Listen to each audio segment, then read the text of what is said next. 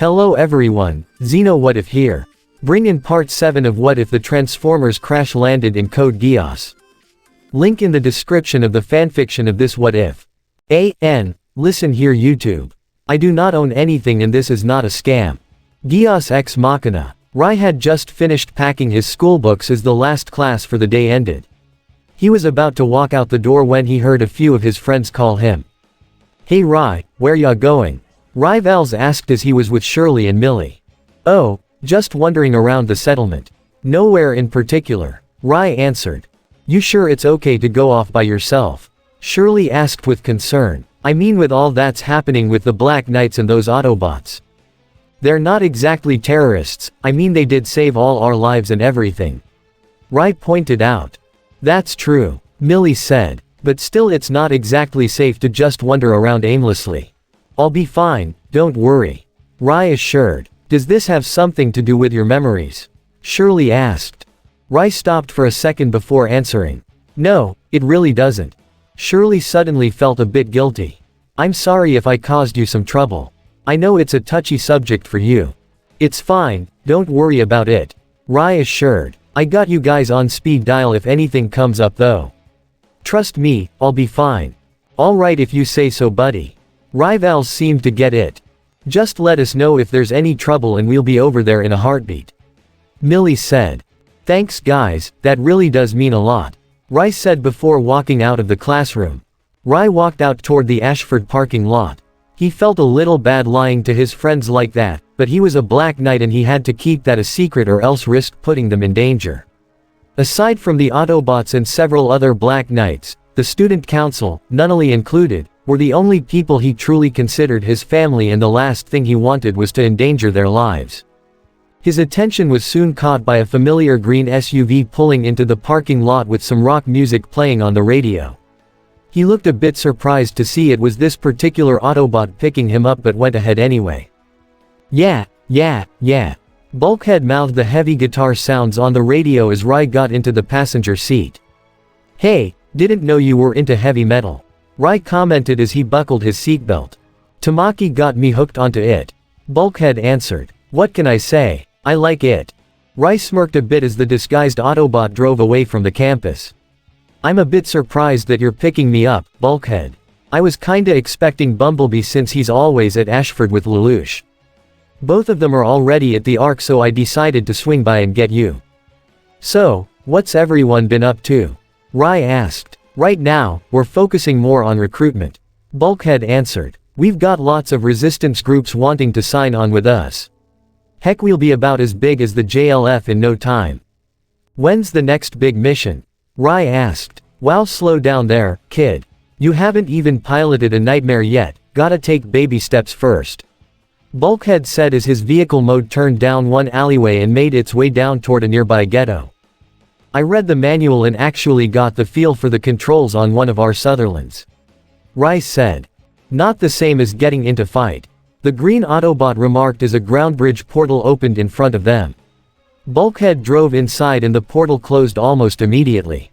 Bulkhead had driven from the ground bridge bay all the way to the Ark's bridge where Ratchet was still working at a console as he came to a halt.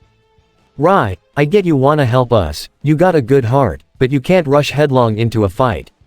Bulkhead said as Rai stepped out and Bulkhead transformed. I get that. Lelouch already made that perfectly clear. Rai said with a bit of irritation. Though he was glad his friends were looking out him, it was getting a bit annoying with how protective they all were. I just don't wanna sit around here doing nothing when I can actually help you guys. Bulkhead kneeled down. And you'll get your chance, but you can't rush this. First you gotta know what you're capable of. Before I was a warrior, I was a laborer, construction. I can build stuff, I can break stuff, and that's it. Both those things are good though. Rai stated. Breaking the bad guys is kinda obvious, but you can also build shelters and stuff for people who need it. Yeah, it's simple, but that can help a lot of people. Yes it can, Bulkhead acknowledged. But it also means there are things I can't do. We don't even know what you can do either. You can be a soldier if you want, but there are other things you could do. You could be a medic, like Ratchet. Rai shrugged. I don't really see myself as a doctor. No offense, he said to the medic bot still at the console. None taken. Ratchet waved his hand. His attention was caught by some sensors going off as he looked up to a screen with a dot blinking on and off on a map. I'm detecting a fresh energon pulse from the nation called Greece. An ancient city, quite historic I believe. Greece isn't a part of Britannia, is it? Bulkhead asked, standing up. No, it's part of the EU. Ratchet answered. That being said, we wouldn't be going into danger if we sent a team there. However, I would also urge not to create too much of a commotion. Then let's get going, Rai said. Rai, Bulkhead said. What? It's just an energon scouting mission, no fighting. Plus, I don't see anyone else around. Rai put in. It's true. Ratchet pointed. Everyone else is either on patrol or speaking with other resistance cells about recruitment efforts. Bulkhead didn't really see anything wrong with this. Like Rai said, it was just a scouting mission, and they weren't going into Britannian territory, so why not? Alright kid, time to get your feet wet. Starscream stood impatiently outside the main base of the Camelot division in the settlement. Though he was on military grounds away from civilians, all the nearby soldiers couldn't help but stare at him, much to his irritation. What are you all looking at? Get back to work. Starscream ordered many of the soldiers, causing them to stiffen up and quickly get back to their posts. He soon saw something enter the facility. Driving through the main gates was a bright red sports car resembling an Aston Martin that drove up to Starscream. It's about time, Knockout. The second in command of the Decepticons stated. I do not enjoy being kept waiting. The red car transformed to reveal the red Decepticon that was named Knockout. It was a long drive, Starscream. I'm still picking bugs out of my grill. Yes, right. You're one of those. Starscream commented. Knockout didn't seem to like that tone. Come again. Never understood why any self-respecting Decepticon would choose an automobile as his vehicle mode, when he could have flight. Starscream stated. I like the way I look in steel-belted radials. Knockout answered with a smug grin. Inside the Special Corps base, while all the personnel were working on the equipment present, including the Lancelot, Suzaku sat on a chair on a catwalk as he read his textbook for school. Though it appeared he was simply reading, his mind was elsewhere. A lot went through his head, specifically Zero, the Black Knights and the Autobots. They claimed to fight for justice, and many of the criminals they caught or ousted really were corrupt and deserved justice. Why didn't they help the police? Why are they fighting Britannia when they could try to help change it? But also, he couldn't deny that Britannia was far from perfect, and there was something about the Decepticons that just made him feel a bit uneasy. Suzaku. He was startled out of his thoughts by Cecile as she looked at him with concern. Miss Cecile. I'm sorry, I didn't mean to startle you. Don't worry, I was just lost in thought, that's all. Suzaku assured as Cecile sat down next to him. Hey Miss Cecile. What exactly do you think about all this? The Autobots and the Black Knights. Well, truth be told, I don't really know what to think. Cecile answered honestly. But I don't want to outright say they're terrorists. I mean, they did rescue Princess Euphemia and many of your friends back at the Hotel Jacking, and they have exposed some dangerous criminals. And, if I'm speaking honestly, it's actually kind of exciting. Alien robots that transform into vehicles. It's almost like something out of a comic book. Suzaku couldn't help but chuckle at that. But, what about the Decepticons? I mean, I will say that I trust Dreadwing, he did help during the Hotel Jacking, but they just don't feel right. Cecile finished as Suzaku looked at her with surprise. I feel the exact same way. I mean, Dreadwing himself seems to be sincere, so I'm at least comfortable around him, but the others, they just make me feel a bit uneasy. Especially their leader. Suzaku wouldn't admit it out loud, but he shared that feeling. He only met Megatron once, but something about him just makes him shudder. Aha, what's gotten you two so worked up about? Lloyd asked casually as he walked up. Talking about our big scary new partners. Lloyd, can you honestly say that you don't find any of them to be the least bit intimidating? Cecile asked. Not really. He shrugged. Nothing really scares me. Except the thought of my Lancelot being destroyed, so you better take care of it, Suzaku. I'll try. Suzaku said, surprised by how carefree Lloyd was acting. You had also best try to respect your superiors. All three of them, and the rest of the Camelot personnel looked in surprise to see Starscream and Knockout walking into the bay. The room was large enough to house several nightmares, so it was relatively easy for the two Decepticons to walk into. Saint, Starscream. Cecile stuttered, surprised by sudden appearance. Though he wasn't nearly as imposing as Megatron, being around such a large being this close did not make her comfortable in the least. "That's Commander Starscream," he corrected. Suzaku however glared slightly at him. Starscream was the one responsible for that mess with the purebloods in Shinjuku, and it appeared that he also led the attack on the hotel that would have likely killed his friends and Princess Euphemia. He was honestly surprised that he still held any sort of rank. Starscream himself noticed Suzaku's hardened expression. "What are you looking at, boy?" "Nothing. Nothing at all." Suzaku returned his eyes to his book, not even sparing Starscream a glance. Lloyd noticed the other Decepticon with him. "Aha, and who might this new Transformer be?" he asked with a causal smile. "Knockout, the Nemesis Chief Scientist, also known as the Mad Doctor, at your service." The red Decepticon gave a bow. "I do bear that title with pride."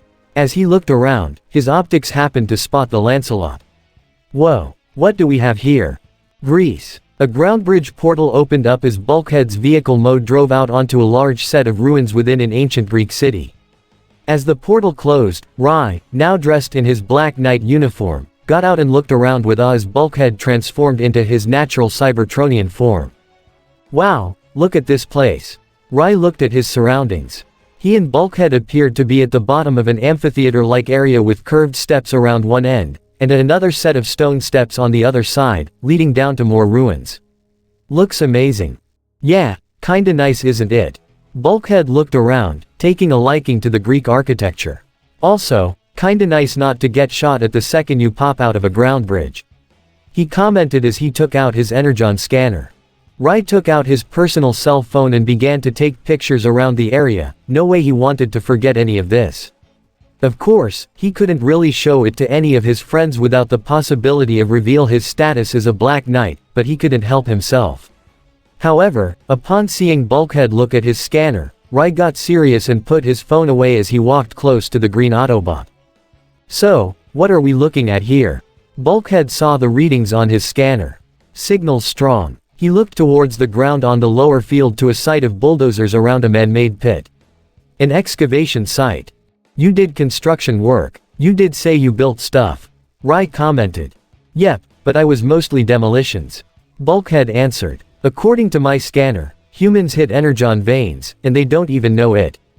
Let's be glad this isn't Britannian territory. They'd probably rip this place up without even giving it a second thought," Rai said with contempt evident in his voice. "Yeah, probably." Bulkhead seemed to agree as he looked around. As he looked, his eyes spotted an ancient fresco that depicted several Greek soldiers surrounding an image of Zeus that held a golden orb in his hand. But it wasn't just any ordinary orb. "Whoa," the Autobot's eyes widened in surprise. "That's Cybertronian." Area 11 Camelot Division. Knockout walked around the stationed Lancelot as he observed the White Nightmare with a smirk. Nice design. Sleek body, nothing too bulky, allowing more maneuverability. Probably stronger than any other human-made nightmare made thus far as well. Lloyd walked up to Knockout on the ground. "Looks like someone's taken an interest in my personal achievement. It's a 7th-generation nightmare frame, the first of its kind, not counting the prototype known as the Lancelot Club, yet I can promise this baby will deliver better results than those run-of-the-mill Sutherlands." "I can see that. Nice paint job too," Knockout complimented. "All those Sutherlands and Gloucesters are like something off an assembly line, there's no variety to them." Lloyd rolled his eyes. "Tell me about it. But you know soldiers and their pride, they hate to be showed off by someone else." "I couldn't possibly agree more," Knockout commented. As the two talked, Suzaku and Cecile looked towards the conversation with surprise. "They seem to get along pretty well," Suzaku said. "I can't tell if that's a good thing or a bad thing though," Cecile voiced. Starscream rolled his eyes as he stepped up to get both their attention. "Yes, the Lancelot certainly stands out among other human-made weapons, not just for its appearance but also the fact it is the only nightmare to face an Autobot directly and still be in one piece." "Really?" Knockout said with an intrigued smile and a raised eyebrow. "This went up against an Autobot?" "Yes, the yellow and black one," Lloyd confirmed. "Gotta hand it to Suzaku up there, He's the perfect developer to such an incredible machine if I do say so myself. Knockout glanced to Suzaku. Quite the accomplishment, not bad fleshy. Thanks, the honorary Britannian didn't know what to think. That being said, Starscream got back to the point.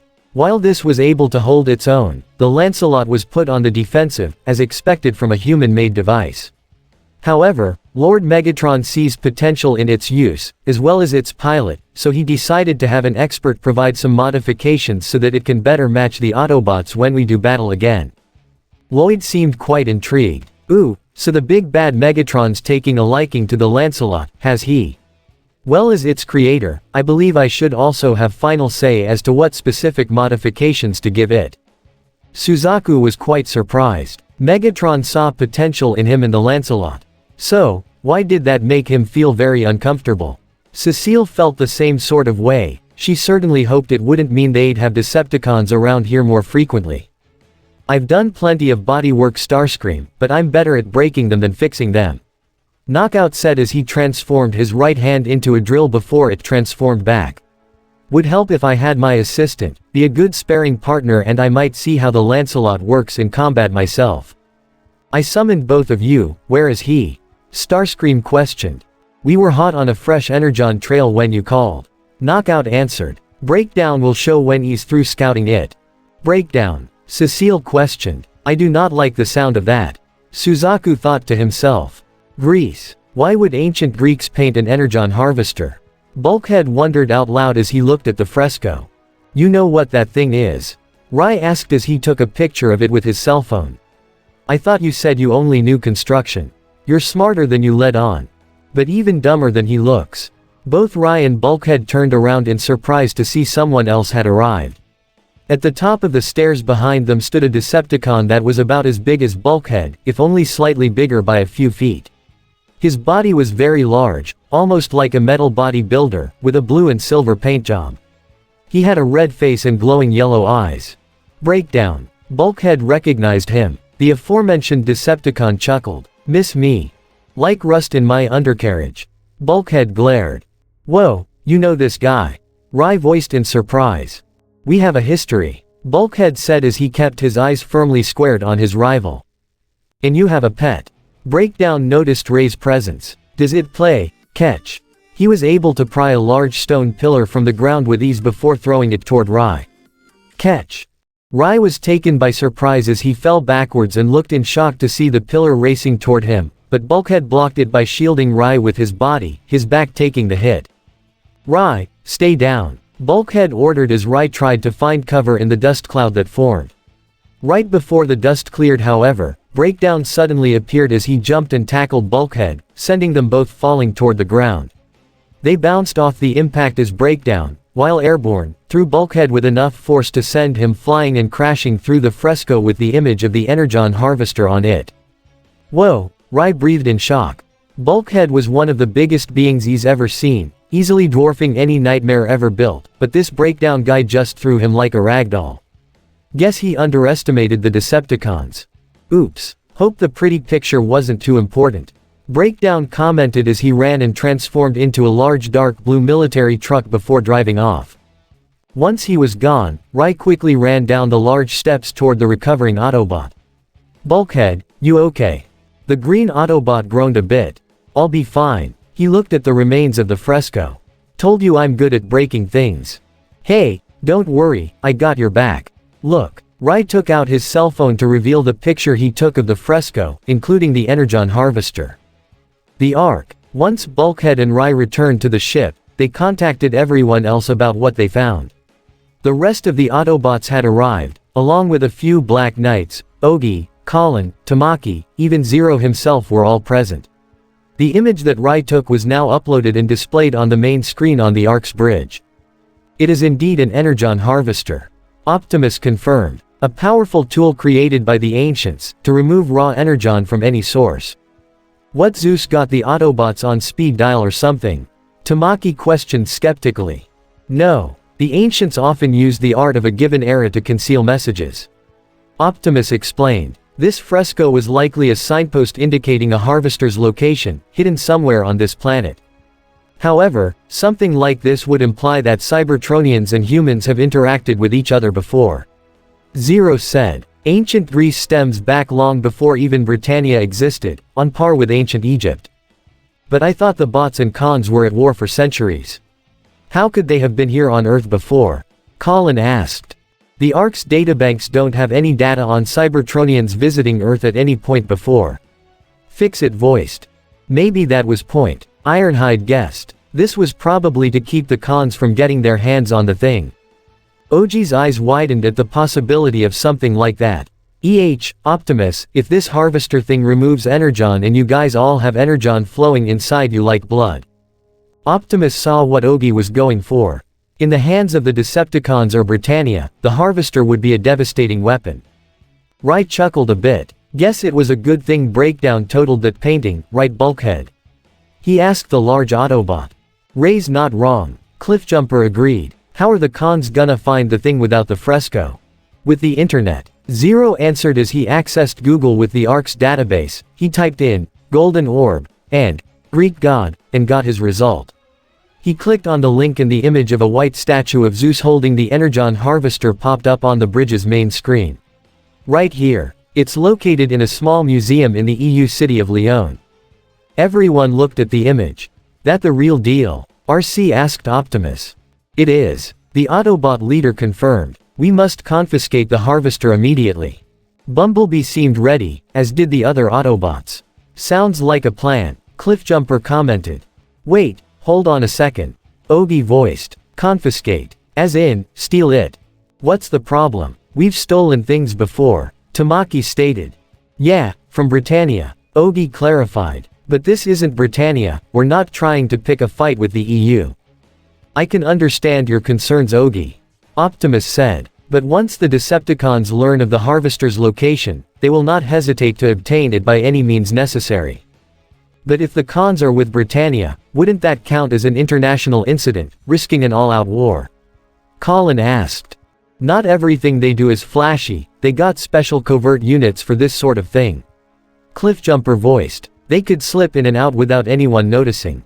All the more reason for us to obtain it as soon as possible. Zero pointed out. But if we're not actively fighting the EU, why don't we simply ask for their aid? Fix-It asked.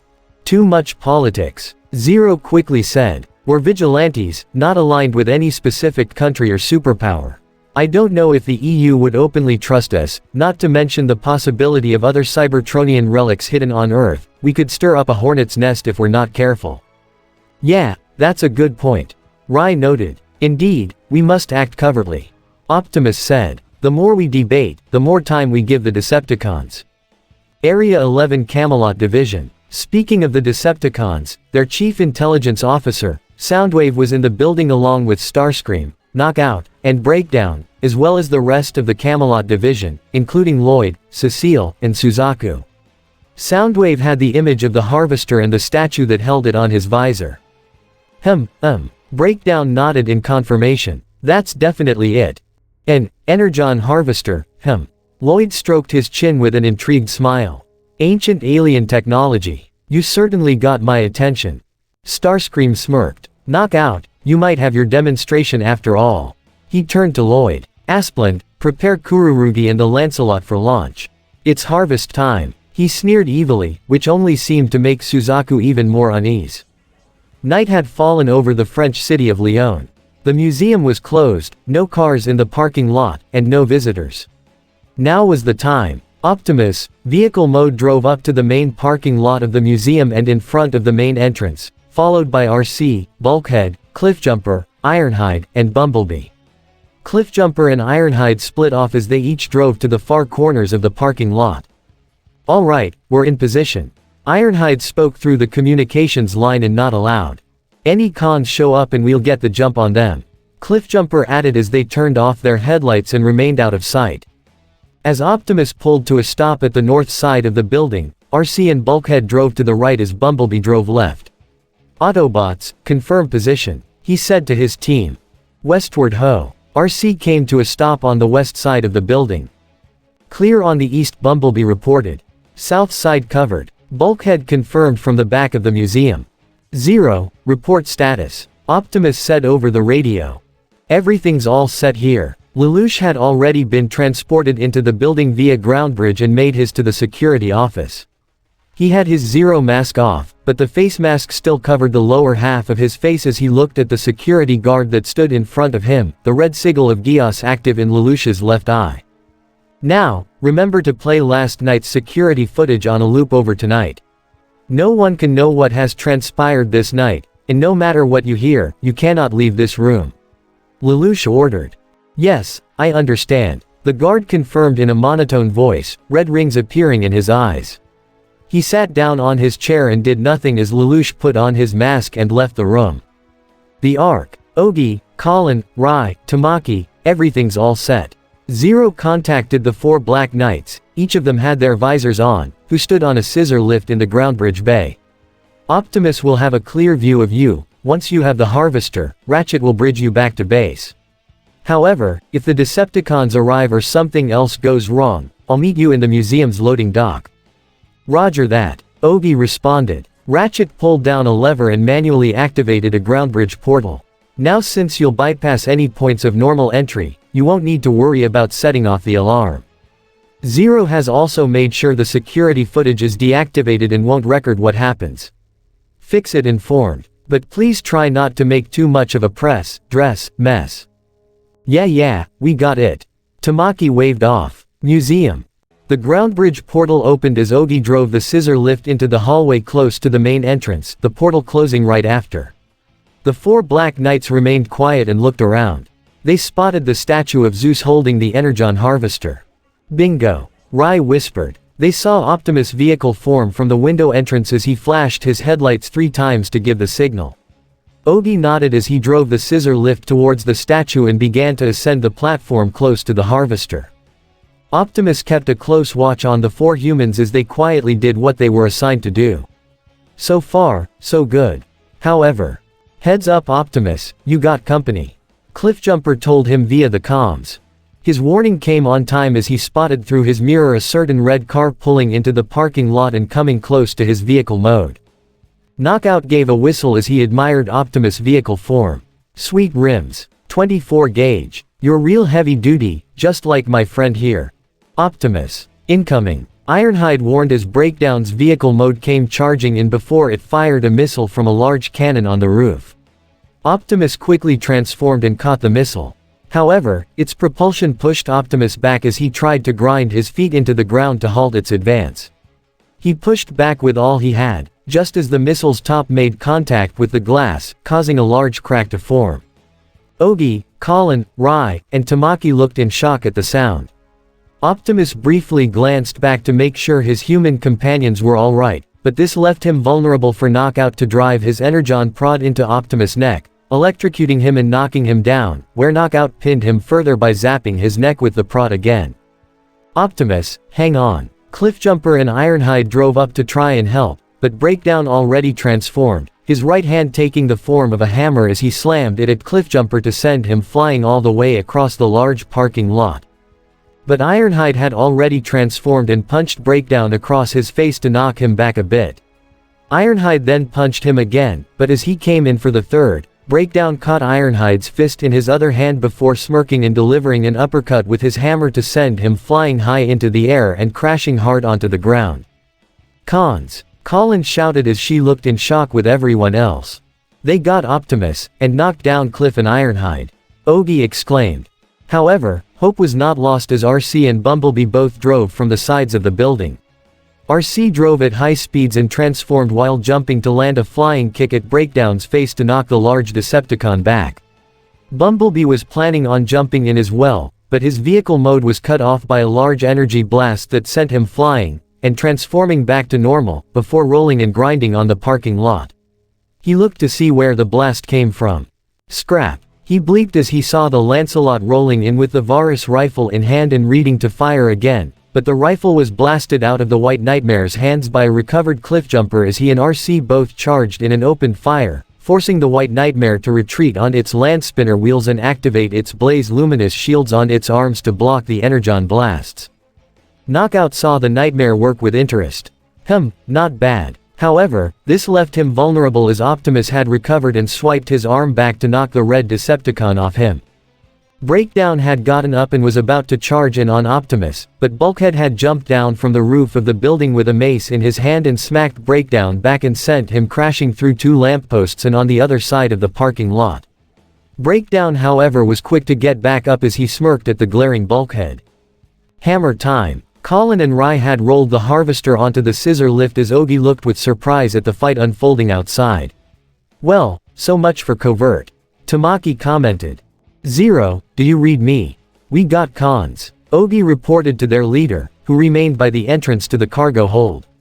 "And that same white nightmare from before too." Lelouch's eyes widened underneath his mask. A part of him expected the cons to be here, but he didn't anticipate that nightmare to show up. "Get the harvester to the cargo hold now," Zero ordered. "Don't worry about the enemy, let the Autobots handle them. Our first priority is to secure the harvester." "Roger, we're on our way," Ogi responded. Lelouch clenched his fists. "Damn it, Suzaku, why are you here of all places?" Suzaku gritted his teeth as he maintained his defense, rolling back to avoid the constant laser fire from both RC and Cliffjumper. However, this appeared to have left him open for Bumblebee to come in from the back and deliver a roundhouse kick to knock the Nightmare down on the ground. The Lancelot, however, was able to pull itself up as Suzaku wiped some of the blood coming from his mouth. "I had trouble with just one Autobot, but 3 of them might be too much for even the Lancelot. Still, I'm not about to give up." The White Nightmare drew both its MVS blades before it shot right to Bumblebee, who limboed underneath one horizontal swing, but the Lancelot was able to kick him in his side to knock Bumblebee down. He then swung at RC, who blocked it with both her arm blades. The MVS scratched but didn't cut through. Suzaku grunted. "Looks like even the MVS can't cut through Cybertronian metal." RC jumped over the Lancelot and swiped her feet to knock it down, but it shot a slash Harkin from its right arm to catch her by surprise before swinging the blade at RC. Though it didn't cut, it sent her flying back a few feet and landing hard on the ground. The Lancelot then sped to the incoming Cliffjumper and tried to swing both blades down on him, but he was able to catch the Nightmare by its arms as he smirked right at its face. "I'll give you credit, you really know what you're doing, don't ya?" Cliff chatted casually. "Sucks you're with the cons though, otherwise I wouldn't have to beat you up." He quickly grabbed the Lancelot's right arm with both his hands and flipped him over his shoulder, slamming the Lancelot onto the pavement. Knockout tried to get in close with his Energon prod to avoid getting blasted by one of Ironhide's cannons, but as he did, the older Autobot tried to punch him, only for the smaller Decepticon to swerve out of the way before striking his prod into Ironhide's neck to electrocute him. But Ironhide stood his ground as he shot a random blast on the ground from his cannon to blast back Knockout, while consequently blasting himself back as well. Bulkhead swung his club at Breakdown, only for him to strain and catch it with his hand right as Breakdown swung his hammer at Bulkhead, who caught it with his other hand.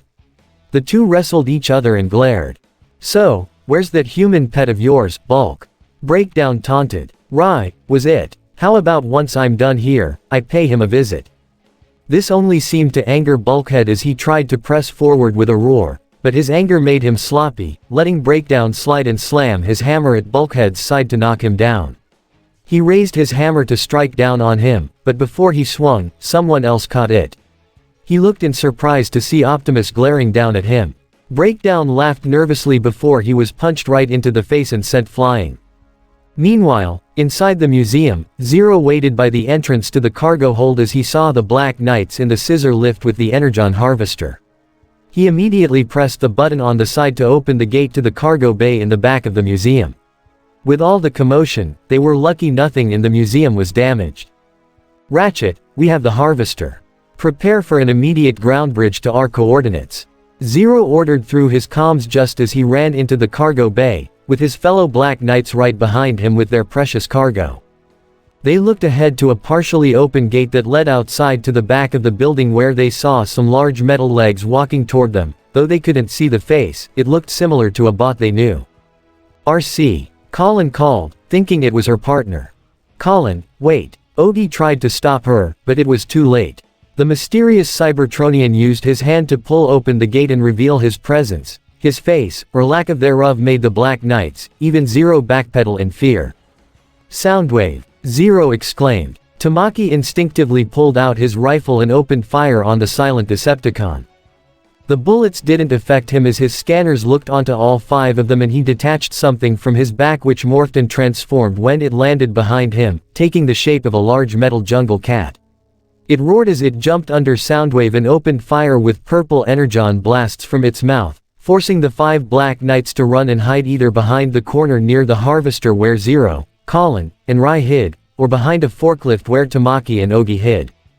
Ravage kept shooting in their direction as Colin or Tamaki tried to shoot back behind cover, forcing Ravage to bounce on his feet and avoid the bullets as he shot back at them in response. While Ravage kept the Black Knights occupied, Soundwave extended one of his tentacles from his side that moved along the left wall and turned the corner, aiming towards the harvester. "Look out!" Rai exclaimed, causing Zero and Colin to look in shock as the tentacle lashed out toward them. Ogi and Tamaki tried to help, but Ravage's laser fire kept them pinned behind the forklift. As Colin and Zero tried to find some kind of cover, Rai spotted an emergency axe along the wall and quickly ran to grab it. He gave a yell as he tried to chop the tentacle, only for it to move and knock Rai back and into Zero and Colin, knocking them all done. They could only watch in shock as Soundwave's tentacle grabbed the harvester and pulled it back towards Soundwave himself. With the Energon harvester in hand, Ravage ceased fire and returned to its master just as Soundwave transformed and flew off. Back in the front parking lot, the Autobots, battle against Knockout, Breakdown, and the Lancelot came to a halt as they all spotted Soundwave's vehicle mode fly off. Knockout smirked knowing they had what they needed. That would be game. He transformed and drove off, along with Breakdown. Suzaku glanced towards the Autobots before he turned the Lancelot around and followed the 2 Decepticons towards an open ground bridge portal Soundwave provided that closed shortly after. "So, did we win?" Cliffjumper asked. "What do you think?" RC remarked. "Optimus, Soundwave has the harvester. We've lost this fight." Zero contacted Optimus, causing him to look with a serious expression. In record time, the Autobots and their Black Knight companions had returned to the Ark where Zero and Optimus had called an alert for several of their more experienced soldiers to return to the Ark immediately. Optimus informed them of their mission as several teams of Black Knights, each with one of Autobot, were being dispersed via ground bridge to find and locate the Energon harvester as soon as possible. In all likelihood, the Decepticons will use the harvester to gather as much Energon as quickly as they can, from the planet's otherwise unminable Energon deposits. Optimus instructed. "Be warned, many of you are traveling to areas that are under Britannian control." Zero informed. While the locations of these deposits may not have any military or civilian occupation near them, keep in mind to avoid any possible detection. "We cannot risk bringing in other parties into our battles yet. Approach with extreme caution." Optimus gave the final warning.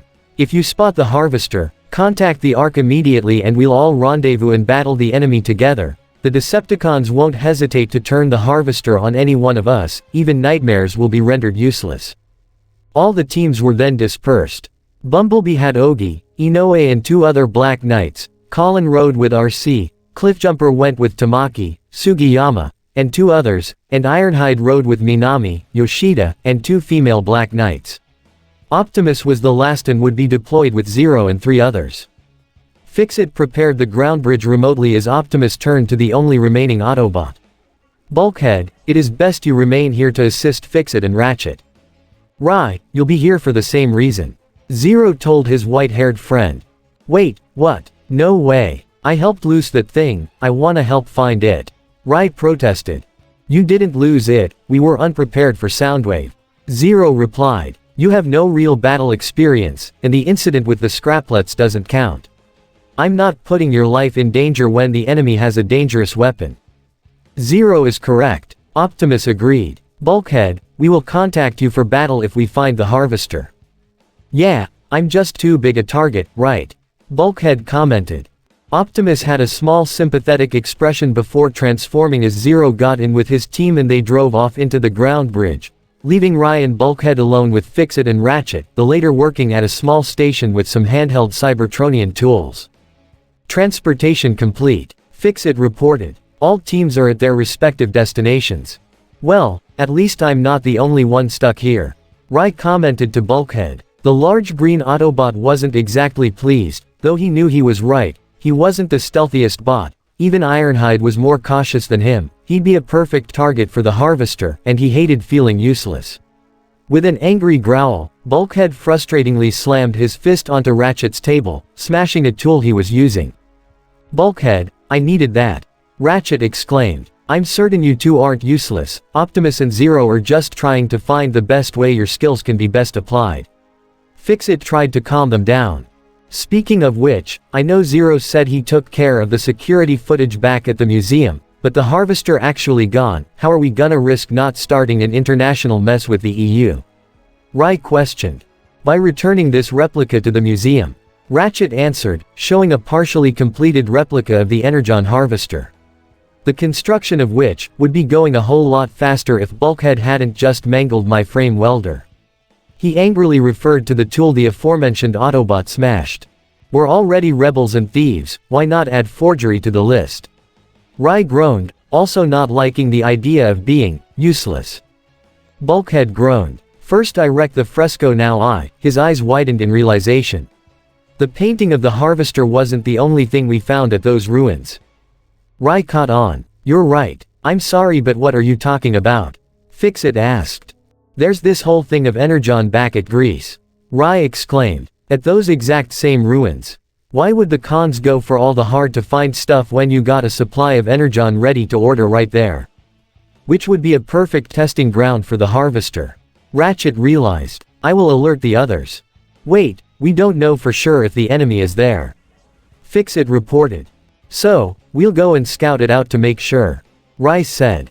All three Autobots turned to Rai with surprise. "We?" Bulkhead questioned. "Yeah, I'm going too," Rai stated. "No way," Bulkhead exclaimed. "I agree," Ratchet added. "Did you not hear Zero advising against your involvement, Rai? It's for your own safety. I'm not talking about charging head-on in a fight," Rai explained. "Every other bot left here with a partner or a team, why shouldn't Bulkhead? I'll watch his back. We'll contact you guys the second we spot the Harvester. I'll even take a nightmare if things go south. Like I said, I'm not charging head-on into a fight, it's just to be prepared, that's all. Look, you guys were able to accept me into the Black Knights, right? Well, let me prove myself. Let me show you that I can help you guys, that I'm not just deadweight. Please." Ratchet and Fix-It were both lost for words as they looked at one another while Bulkhead couldn't help but be impressed. He knew how that felt.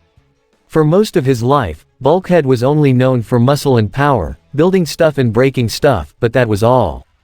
He wanted to prove that there was more to him than just that, so he knew where Rai was coming from. He smirked at his friend. "All right, partner, get yourself a nightmare," Bulkhead said to Rai, causing him to smile. Geass. Night had fallen over the same set of ruins that Bulkhead and Breakdown scared off before. Starscream was present along with Knockout and Breakdown, and 3 other Viacon soldiers. It wasn't just him, of course. Suzaku was there inside the Lancelot, with both Lloyd and Cecile on the side, observing, though the young woman was more nervous if anything else. "Why move mountains now, when we have a motherlode of Energon right here for the taking?" Starscream stated as he looked down into an Energon vein, one that wasn't too difficult to dig up and expose. Courtesy of this gift from ancient Autobots. Starscream held the Energon Harvester and was more than ready to put it to use. "Well then, let us see what those ancient Autobots were capable of." Lloyd rubbed his hands together eagerly. "It normally takes months or even years to fully extract a deposit of Sakuradite, or Energon as you call it, but if this thing can do it quicker, I can only wait to see what you Cybertronians have in store," Lloyd exclaimed with stars in his eyes, causing Starscream to roll his eyes in annoyance while Cecile looked with concern. "Commander Starscream," Cecile approached with caution. "I feel it's safe to point out that we're not in Britannian territory. Geass is a country that is under the control of the EU. Without the proper clearance, we're essentially trespassing into foreign territory." Starscream scoffed. "Tell me how this is any different from when your empire invades and conquers any other nation." Cecile didn't know how to respond to that, but Suzaku rolled up in the Lancelot to face Starscream. "But she's right. If we're not careful, this could accumulate into a conflict with another superpower that rivals even Britannia," Suzaku warned, his voice projecting from the Lancelot's speakers. "Viceroy Cornelia wouldn't." She has no authority here. Starscream stated, facing the Lancelot directly. The ASEEC is an irregular unit that operates outside the Britannian chain of command. You are only called upon when you are needed, and as I have chosen this unit for this mission, you now report directly to me. Are we clear? He glanced that last question to not just Suzaku, but to Lloyd and Cecile as well. Crystal clear. Cecile stuttered in a frightened tone. Keep giving me a front row seat to all your little toys and I'm good. Lloyd smiled causally. Starscream turned his attention toward Suzaku, who had yet to respond. Though no one could see inside the Lancelot cockpit, Suzaku glared at Starscream before he sighed. I understand, Commander Starscream. The Decepticon smirked arrogantly as he mockingly patted the Lancelot's head. That's better. Speaking of the higher-ups, Starscream. Knockout got his attention as he stood with Breakdown. Have you informed Lord Megatron about this? You know how he is when you don't communicate with him. That is why we are here, to properly test the harvester and see to it works efficiently. Starscream answered. I wouldn't want to raise our master's hopes on a defective tool, would I? He pointed the harvester directly at the Decepticon pair, causing them to wince and back away. Wait, what are you? Suzaku questioned, but Starscream activated the harvester already. The handheld device shot a beam of energy that shot past Knockout and Breakdown and directly hit a Viacon on guard. The second it hit the Viacon, trails of energon flew out of his body and traveled along the beam directly into the harvester. Both Breakdown and Knockout looked in shock at the process as Starscream literally sucked the energon out of his own soldier's body. Even the remaining two Viacons were caught off guard. Suzaku gave an audible gasp as he saw it as well, his own eyes wavering. Cecile covered her mouth with both her hands as she looked in horror. Even Lloyd was partially frightened. Though he would normally be ecstatic at seeing something like this, there was something about what Starscream did that put him slightly on edge. Starscream himself merely smirked evilly as he sucked out the last drop of energon from the Viacon, who fell to the ground in a lifeless husk just as the beam retracted and the harvester deactivated. All that energon, in such a tiny vessel. Starscream looked in awe at his little toy. Knockout laughed nervously. Those ancient Autobots never missed a trick, Commander Starscream. That was certainly quite the show. Lloyd gave an uneasy chuckle himself as Cecile still looked on in fright.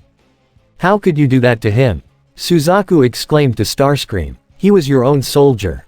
How could you just kill him like that? Starscream glared at the Lancelot. Viacon troopers are expendable, even they know that. They're prepared to die for their cause, just as that one sacrificed himself to see to it the harvester works. There is no greater honor than to die for your own cause, wouldn't you agree, Kururugi? He mockingly said to Suzaku, who could only glare back through the Lancelot. Starscream then turned his attention back to an exposed energon crystal. He immediately pointed the harvester at it and began to extract the energon. The crystal was connected to all the others in the energon vein and he would have the entire supply of energy soon. Knockout, Breakdown, Suzaku from the Lancelot, Lloyd, and Cecile continued to watch along with the other two Viacons. As they did, they were completely unaware of both Bulkhead and Rye, piloting a Black Sutherland, on a cliffside watching the whole thing as well. Whoa, so that's how it works. Rye voiced in awe and surprise. Yeah, looks like you were right. Bulkhead commented. Contact Ratchet and let him know we found them. I'll see if I can slow them down a bit. Wah, Bulkhead. Rye tried to protest, but Bulkhead had already leapt down, but also accidentally stepped onto a pot, creating a loud breaking noise that drew all the Britannians and Decepticons' attention to him, and the Black Sutherland. Scrap. Rye and Bulkhead cursed at the same time. Well, look who's back for seconds. Breakdown brought out his hammer as Knockout took out his energon prod, while the two Viacons also opened fire. Without thinking, Rye shot his Black Sutherland forward, rolling down the hill and shooting past Bulkhead. He tried to protest but was hit by a few energon blasts from the Viacons, forcing him to retaliate with his own energon cannons. Lloyd and Cecile both took cover behind some ruins as the fighting started. Talk about a clash of titans. And I totally mean that considering we're in ancient Greece and all. Lloyd joked. Really, Lloyd? Now, Cecile complained. Rye shot his Black Sutherland straight for the Decepticon pair who only looked in amusement. Well, someone's got guts. Knockout complimented. Yeah, let's see 'em. Breakdown ran forward with his partner, both Decepticons running around the young Black Knight. Knockout spun his energon prod like an expert as Breakdown readied his massive hammer. For a brief second, all time stopped for Rai. Suddenly, he knew exactly what to do. Despite this being the first time he would use a nightmare for combat, everything about fighting just suddenly felt natural to him, like he'd been doing this entire life. He wouldn't know it, but in his left eye, a familiar sigil resembling a red bird in mid-flight formed, the sigil of a Geass. Right as the two Decepticons closed in with their weapons, Rai pulled the levers on his nightmare's controls, causing it to limbo and swerve just as Breakdown swung his hammer and accidentally slammed Knockout in the face, and sent him flying. Breakdown was completely caught off guard by that. Using this distraction, Rai used his Sutherland to reach out and grab the energon prod that was still midair and jammed it into Breakdown's neck. He left the prod jammed into his neck as the large Decepticon fell flat on the ground, still being electrocuted. Rai could only look in shock at what he just did, his Geass still active in his eye. Did I just? He was brought back to reality as he suddenly and instinctively shot his Sutherland backwards to avoid the Harkins shot at him by the Lancelot. Suzaku shot his more advanced nightmare forward after the retreating Sutherland. Neither of the pilots realized their enemy was actually their own friend from school. Instinct alone would only get Rai so far as he backed his Sutherland into a literal corner between a cliffside and a wall of ruins, giving the Lancelot an opening to jump and deliver a spinning kick to knock the Sutherland through the wall and crashing on the ground. Suzaku was ready to deliver a hand chop with his white nightmare to disable the enemy Sutherland and not harm the pilot, but his hand was caught by Bulkhead, having already dealt with the remaining Viacons. Pick on someone your own size. Bulkhead challenged before he delivered a punch to knock the Sutherland back. He readied his energon cannon and fired a charged shot that scored a direct hit on the Lancelot. Despite the blaze luminous shields activating, the force of the blast was powerful enough to send the Lancelot flying and crashing through several ruins, causing Lloyd to shriek as he held his hands to his head dramatically. Bulkhead's victory was short-lived however as Starscream had turned the harvester on him and began to suck out the energon from his body. Bulkhead struggled and tried to push himself forward, but he was already being weakened and fell to the ground. "You're a big one, this could take a while," Starscream observed with an evil smirk. "Heads up, Khan." That warning came from Rai in his black Sutherland as he had already recovered and grabbed Knockout's energon prod. Before Starscream could even react, Rai, with a shout and his Geass flaring in his eye, used his Sutherland to jam the prod into the harvester. Boom! Asterisk. The energon harvested exploded in a massive and glorious flash of blue light that sent Ray's black Sutherland and Starscream flying in separate directions. Lloyd and Cecile both took cover and covered their heads and faces as the explosion shook the whole area. When it was over, the two dared to look up to see a massive scorch mark on the ground with small blue fires everywhere. Starscream groaned as he got up but gasped as he looked in shock to find his right arm having been blown off completely. He directed his attention towards the downed black Sutherland that looked damaged beyond repair. Its legs and right arm were gone. All that was left was the central cockpit in the chest and the head unit with the left arm. Rai himself was still alive, but barely conscious as he felt some blood trickle down his face. "You, insolent, worthless, human!" Starscream roared as he got up. "You dare make a mockery of the great and mighty Starscream. A lot of people are known to do that." Knockout cracked as he walked forward with the recovering Breakdown, resulting in him scowling at both of them. Lloyd and Cecile both still looked at the destruction from the explosion in shock and awe but were slightly surprised to see the Lancelot roll up toward them. "Lloyd, Miss Cecile, are you two okay?" "Still in one piece," Lloyd commented. "What about you Suzaku, are you alright?" Cecile asked with concern. "Yeah, I'm fine," the honorary Britannian assured. Lloyd looked towards the nearly destroyed Black Sutherland. "Gotta hand it to the Black Knights, that pilot was good enough to neutralize two Decepticons at once and even destroyed the energon harvester." Suzaku rolled up closer, more towards the Decepticons that looked toward the heavily damaged Nightmare. The Lancelot's system still picked up a life reading from the mech. "I'm getting a reading. Looks like the pilot's still alive inside." "Not for long," Breakdown sneered as he readied his hammer. "I'll squash the little bug." "No," Starscream contradicted. "Suzaku will do it." That took Suzaku by surprise. Even Cecile was shocked at that proclamation, though Lloyd looked more intrigued than anything else. During his time in the Lancelot, Suzaku hasn't really killed anyone if he couldn't, only disabled their weapons and nothing more. This would be his first execution. Me. But why would? Suzaku stuttered. This is the moment where you prove your worth, Kururugi. Starscream stated. This is a Black Knight, an enemy to not only your Empire of Britannia, but to the Decepticons as well. He is the reason this mission is a failure, and as your commanding officer I am ordering you to execute this Black Knight now. Suzaku looked towards the downed Nightmare, the one that still had a person inside. He was completely helpless, he could not defend himself whatsoever. But, Suzaku stuttered, but I. Do you plan on joining their ranks anytime soon? No. Then be done with it already. Starscream exclaimed.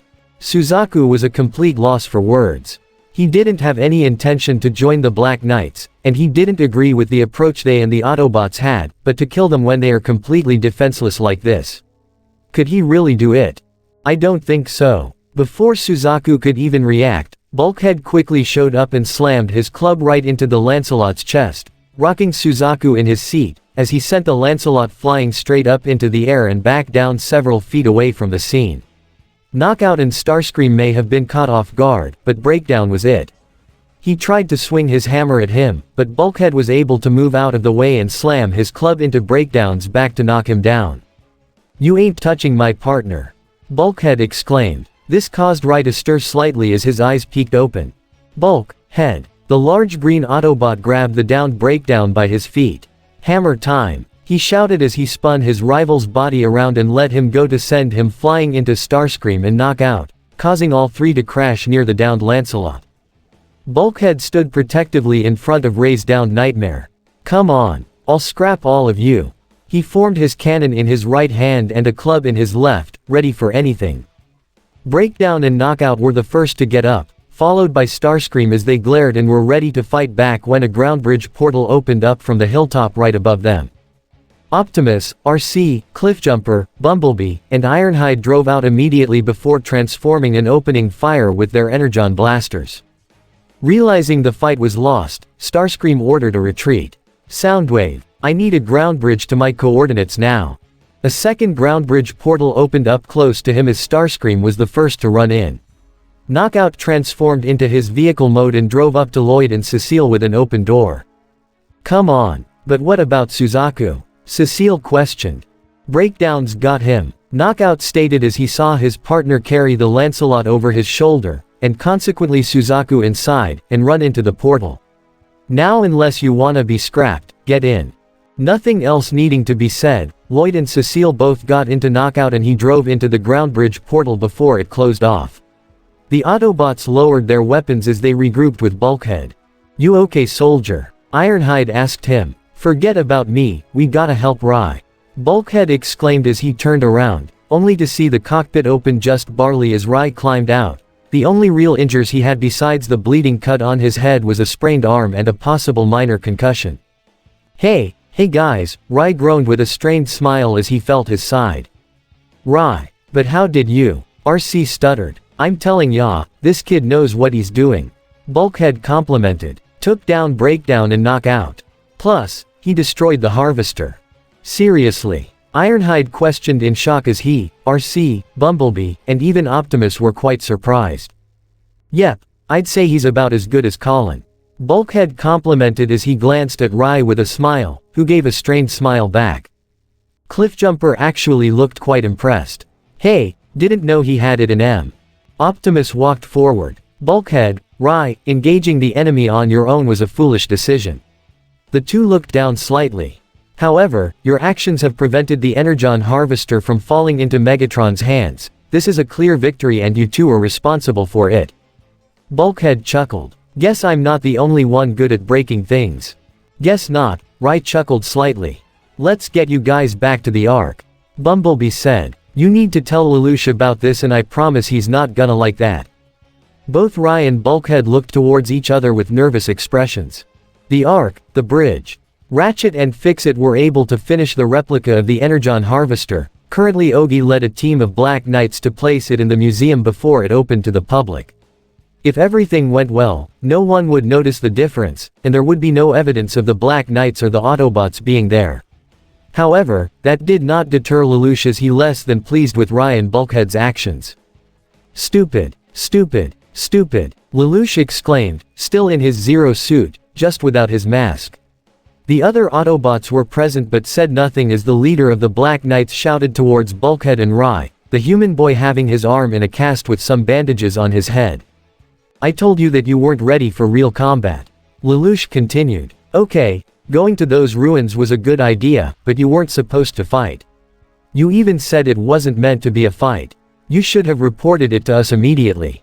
To be fair, I'm not exactly the stealthiest bot, so I was the one who gave us away. Bulkhead pointed out. It wasn't all his fault. No, but it still was your fault for bringing him in the first place. Lelouch pointed out. That one's on me, Rai stated. I asked him to take me along, it wasn't just Bulkhead. Lelouch, look, I know you're angry and you have every right to be, but please just hear me out. I know I've got some work to do before I'm really ready, but I want to do everything I can to help. I may not know who I was before, but one thing I know is certain. Britannia is wrong, the Decepticons are wrong, I can't let them get away with all they've done. I don't want to be a burden for all of you, I want to help. This world is my home too. When I fight, I think about you, Nunnally, Suzaku, Colin, Shirley, and everyone else at school. I also think about Ogi and the others in the Black Knights. You guys are not only my friends, but the only thing that I actually know. I have no idea what my family was like or if I even had a family. You're all I got, so please, let me fight with you. I know I can do more for all of you, please. Lelouch, please. Lelouch honestly had no idea what to say. Instinctively, he glanced towards both Bumblebee and Optimus, wondering what they had to say. Bumblebee's optics lowered slightly as he gave a nod, Optimus did as well. Lelouch sighed before he spoke. All right, you got your wish, he said, causing Rai to look in surprise. Bulkhead, you say he took down 2 Decepticons and destroyed the Harvester? Yep, Bulkhead nodded. Then I'll let you be a pilot. Lelouch told Rai, causing him to look with a smile.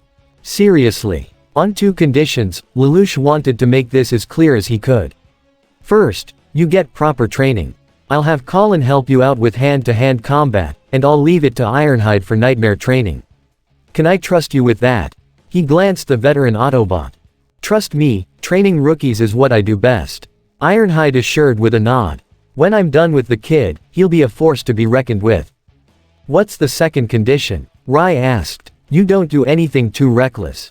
Lelouch answered. You have a lot of potential, and I promise you'll be placed on real missions, but I don't want you to do anything stupid or too dangerous. If something happened to you, Nunnally would be heartbroken. And, I wouldn't be too happy about it either.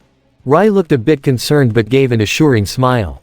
Alright, I promise I won't jump the gun. Don't worry Lelouch, I got his back. It's what partners do, right? Bulkhead assured as he looked toward Rai. Right. Rai nodded and gave a thumbs up. Alright, I'm trusting both of you, just don't make me regret it. Lelouch had a bit of a joking smile. Cliffjumper snickered. Did you just make a joke? The big bad Zeros got a sense of humor, who knew? I certainly didn't, RC remarked, causing some of the Autobots to chuckle along with Rai, while Lelouch smiled but shook his head. However, he still spared Optimus a glance as they both were thinking the same thing. According to what Rai said, he knew exactly what to do in that fight, almost on instinct. They both doubted it wasn't a natural talent or anything like that. They remembered when Lelouch and Colin found him at Ashford, he had a straitjacket just like the one CC had. Did he come from the same place? Maybe physical enhancements or some other experiments. It certainly wasn't anything that Britannia had done publicly. Although Lelouch did truly consider Rai a trustworthy friend, he would still be keeping a close eye on him. Camelot Base. Suzaku sat on a chair on a platform as he glanced up at the Lancelot. He still had quite a lot on his mind, although it seemed he had more going on than before, if anything he seemed more confused than ever. His attention was caught by Cecile as she handed him a bottle of water while sitting down next to him. Thanks. He took the water and began to drink. Are you alright, Suzaku? I don't really know. He answered honestly as he looked at his hands. Was it really right? She looked at him with concern as he continued. I know the Black Knights are criminals, but that one pilot, he was completely helpless. There was no way he could have protected himself yet. Starscream was so dead set on executing him right then and there. So, was trying to kill him really the right thing to do? Cecile didn't respond for a few seconds before she finally spoke. I can't say. I'm not a soldier, so I wouldn't have an answer. If I were in your position, however, I would not have done it. Personally, I find the whole concept of killing to be wrong. But, it's not my call to make. Suzaku would have offered a response, but someone else beat him to it. I wouldn't overthink it. They both looked in surprise to see Knockout walking into the base. You wanna kill or not, you go with whatever you want, I don't really care. Oh, and don't worry about Starscream, the guy's bolts are tightened a little too tight, I'd just ignore him. Kane, Knockout. Suzaku stuttered. That's my name, don't wear it out. Well, look who's back. Lloyd noticed the red Decepticon with a smile. So where is the mighty Starscream anyway? In a meeting with Lord Megatron, a disciplinary meeting. Knockout said with a smug grin.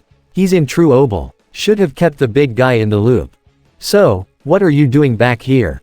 Cecile asked. Well, like I said when I first came here, I wanted to see the Lancelot in action for myself. Knockout answered. And I have to say, I am very impressed. For a human-made machine, it is quite the devastating weapon, not to mention it has quite the lustrous finish. Finally, Lloyd exclaimed joyously. Someone who appreciates art around here. That being said, I'm looking forward to giving the Lancelot some serious upgrades and modifications. Knockout said. Don't worry, I won't make any major changes, yet, wouldn't want to overwhelm that little organic brain, Suzaku, but you can expect to be a better match for the Autobots and their human partners soon enough. So, you better get used to seeing me, I plan to spend quite a bit of time here. Oh, I can hardly wait. Lloyd rubbed his hands in anticipation. Well, that makes one of us, Cecile laughed nervously. Great, now there's two of them. Suzaku wasn't exactly comfortable with this. It didn't seem like Knockout was really terrible. He didn't have that same intimidating presence like Megatron or even Starscream, but he didn't seem all that trusting either like Dreadwing. All he could really do now was hope for the best. Elsewhere, Emperor Charles Z. Britannia still stood in the same mysterious altar as before, gazing towards the cloudy sky. It seemed almost deathly silent in this unusual and mysterious place, yet that silence was broken by the sound of footsteps that Charles recognized immediately. Big brother. Hello, Charles. VV greeted as he walked up and joined his brother to gaze at the unnatural sky. Was there a reason you wanted to speak with me? Charles asked, not taking his eyes off the clouds. Yes, something interesting has happened. It seems that Kaiserin is alive. VV reported. Charles looked toward his brother with a surprised expression, a very rare look on his face. Are you certain? I am. I felt his Geass activate. VV responded. But, it seemed repressed. As if it wasn't fully activated. Very strange. Well, that is to be expected, after spending so much time in the thought elevator, who knows what's happened to his mind. Charles replied. Speaking of which, it seems as though he doesn't remember his past. VV informed, causing Charles to look at his brother with a raised eyebrow. And even more so, he's now allied with Lelouch and the Autobots. Well now, that is interesting. Charles noted. Do you intend to go to Area 11 yourself? I don't see a need for it. VV answered. His memories are gone and his Geass has somehow been repressed, so there's no cause for concern yet. I trust you know what you are doing, big brother. Charles noted. His ability is arguably the most dangerous one you or CC have ever granted. If he becomes a problem, he'll be dealt with. VV said. So, how is progress here? Slow but steady. Charles noted. Between running an empire, and the complications of our project, not to mention making sure Megatron doesn't find us, we can't afford any missteps. Understandable. VV nodded. I'll leave you to it. He turned around and was about to walk away. Charles, you remember our promise. Our contract. Of course, big brother. Charles said. To kill God and smash this world of lies. VV smiled before leaving as his brother and the tyrannical emperor gazed up once more at the clouds. Soon, I promise, the world will be as it should be. Soon. Con job. Bulkhead walked onto the Ark's bridge with his partner, Rai, sitting on the large Autobot's shoulder. They had just finished with a round of nightmare training and Rai was already improving since their scuffle against Breakdown and Knockout for the Energon Harvester. It was safe to assume the kid was a natural. Okay, training's done. What do you wanna do next? Rai asked. Been kinda boring without any major missions lately. Not like we can just out for a drive. Bulkhead commented. But, we could have a movie marathon. Their attention was caught however by Ratchet, who worked at the bridge's main console. Optimus, I'm receiving a signal on a restricted band. The medic bot informed Optimus, as well as Lelouch, Ironhide, and Bumblebee, who were also on the Ark's bridge. It appears to be coming from a starship inside this solar system. Ratchet brought the readings up on a holographic screen to show an Autobot insignia on an image of the solar system. It's an Autobot identification beacon. There are other Autobots out there? Lelouch asked, intrigued. I thought the Ark was the last vessel. The masses scattered across the galaxy when Cybertron went dark. Ironhide responded. Not to mention pretty much all the Autobot soldiers on the Ark were scattered when the ship passed through the portal during our fight with the Nemesis, Bumblebee added. Some didn't make it, others were scattered across the galaxy. But still, could be a trap. Ironhide wasn't getting his hopes up. Wouldn't be the first time the cons pulled a stunt with false beacons. Optimus wanted to be absolutely certain as well, so they hailed the incoming vessel. Uncown vessel, this is Autobot Outpost Omega-1. Best to use a code instead of revealing their hideout was the sacred and derelict Ark. Identify yourself. I've had warmer welcomes from Decepticon combat brigades. Bulkhead recognized the voice in that response. Wheeljack, he exclaimed, almost shaking Rai off his shoulder before a large smile formed on his face. You old con crusher, what are you doing all the way out here? Bulkhead, that's you. What's with all the security? The Autobot identified as Wheeljack asked, his tone filled with surprise with a hint of excitement. The rock we're on is crawling with cons. Bulkhead answered. How soon can you get here and even the odds? Sometime tomorrow. If I put pedal to the metal. Another Autobot is coming. Sounds awesome. Rai voiced excitedly. Wheeljack, I know of him by reputation only. Optimus said before turning to Bulkhead. Can you verify his voice print? He is 1000% the real deal, Optimus. Bulkhead confirmed. We will send landing coordinates, Wheeljack. Safe journey. Optimus contacted the Autobot. See you soon buddy, I'll make sure you get a proper welcome. Bulkhead told his old friend before Ratchet cut off communications. Lelouch smirked. I take this Autobot as a friend of yours. He asked the green Autobot. Bulkhead chuckled. Me and Jackie go way back. We were part of the same war unit, the Wreckers. He smashed his fists together for emphasis. Which means the cons are gonna wish he never found us. Wreckers, huh, I'm liking the guy already. Rai smirked, eager to meet a potential new friend and teammate. The Nemesis. The Ark wasn't the only vessel to get a reading on the incoming Autobot vessel. The Decepticon warship, still stationed on Earth's moon, also picked up the transmission courtesy of Soundwave on the bridge of the ship. Though he was unable to track the signal back to the Autobot's hideout, he could identify the Autobot on his way to Earth right now. Wheeljack, what are you doing all the way out here? Bulkhead, that's you. What's with all the security? Soundwave was able to find a match to Wheeljack's voice print as a three-dimensional image of his physical form appeared on the screen of Soundwave's visor, something that pleased his lord and master. Wheeljack, the Autobot who has a proclivity for explosive devices. Megatron knew Wheeljack only by his flashy reputation and never met him face to face, but that was bound to change. But perhaps this could serve as an opportunity. He accessed the Nemesis communications. Makeshift, report to the bridge immediately. Within just 2 minutes, a new Decepticon had walked onto the bridge. He was a darkish purple sort of color, somewhat bland with the titular red eyes of most other Decepticons, spiky armor along his back and shoulders, and of course, the insignia of the Decepticon cause on his chest plate.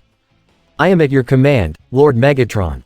He bowed to his master bravely before rising. I have use for your particular talent, Makeshift.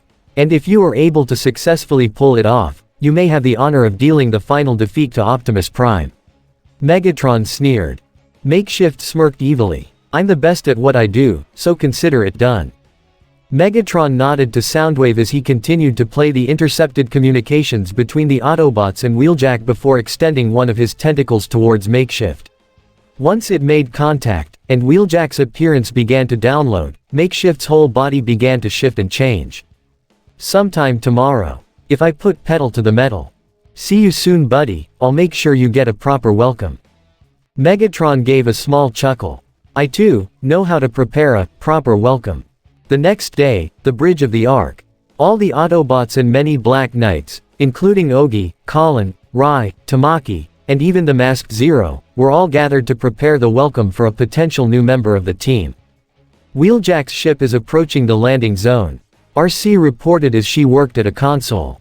Excellent, Zero said. Got that right. Tamaki pumped his fist. New Autobot means more trouble for Brits and the cons. Ratchet held a handheld device. Ground bridge is cycling up. However, he got an alarming beep from the device he was holding. That's odd, some sort of error in the remote control. Oh, Fix-It realized. I just remembered. I forgot to mention that the subsystems have been coming on and off. Some sort of glitch with the grid. That's not the only thing glitching. Colin muttered. Ratchet looked less than pleases. Again, blasted scraplets. Equipment hasn't been the same since the infestation. May have to open manually from the ground bridge bay. But I thought everything was fixed already. Ogi said. I mean, during that whole mess with the harvester, everything worked fine. Yeah, but there's still a few glitches in the cracks. Cliffjumper said. We've been trying to patch it up as best we can. Can't have our most reliable tool go malfunctioning on us. Ogi looked at the screen that highlighted Wheeljack's current position. Why is this Wheeljack guy landing in Africa though? Why not just come straight here? We cannot risk revealing the Ark's location. Optimus explained. Just in case Britannia or the Decepticons are tracking his ship. Rai looked off to the side to notice Bulkhead pacing back and forth, but it wasn't out of nervousness but rather eagerness and excitement. Well, someone looks eager. He said with a smirk. Oh, you are gonna love Wheeljack. We were like brothers. And tonight, we are gonna party. Bulkhead exclaimed excitedly. You said he was part of this group called the Wreckers, right? Colin asked. Yes, a combat unit that operated outside the normal chain of command. Optimus informed. They accepted missions no one else would. I tagged along on a couple of those missions myself. Ironhide added. I was never an official wrecker, just had to make sure they didn't make too much of a mess. Many of them were real loose cannons, but they get the job done, often in the form of large explosions. It would also seem Wheeljack takes this method to spark. Fix-It informed as he looked up his dossier via his own handheld device. With his own personal craft, the jackhammer, along with a personal talent for marksmanship, close quarters combat, and expertise for demolition tactics, he was widely considered one of the most explosive wreckers ever to be online. Awesome. Tamaki exclaimed with a wide grin. I'm liking this guy already. Lelouch said nothing but smiled underneath his mask. From what he heard, this Wheeljack was a real warrior and a good one at that. With how outnumbered the Black Knights and Autobots all were, they could really use some additional firepower. However, all smiles faded when alarms sounded throughout the Ark's bridge.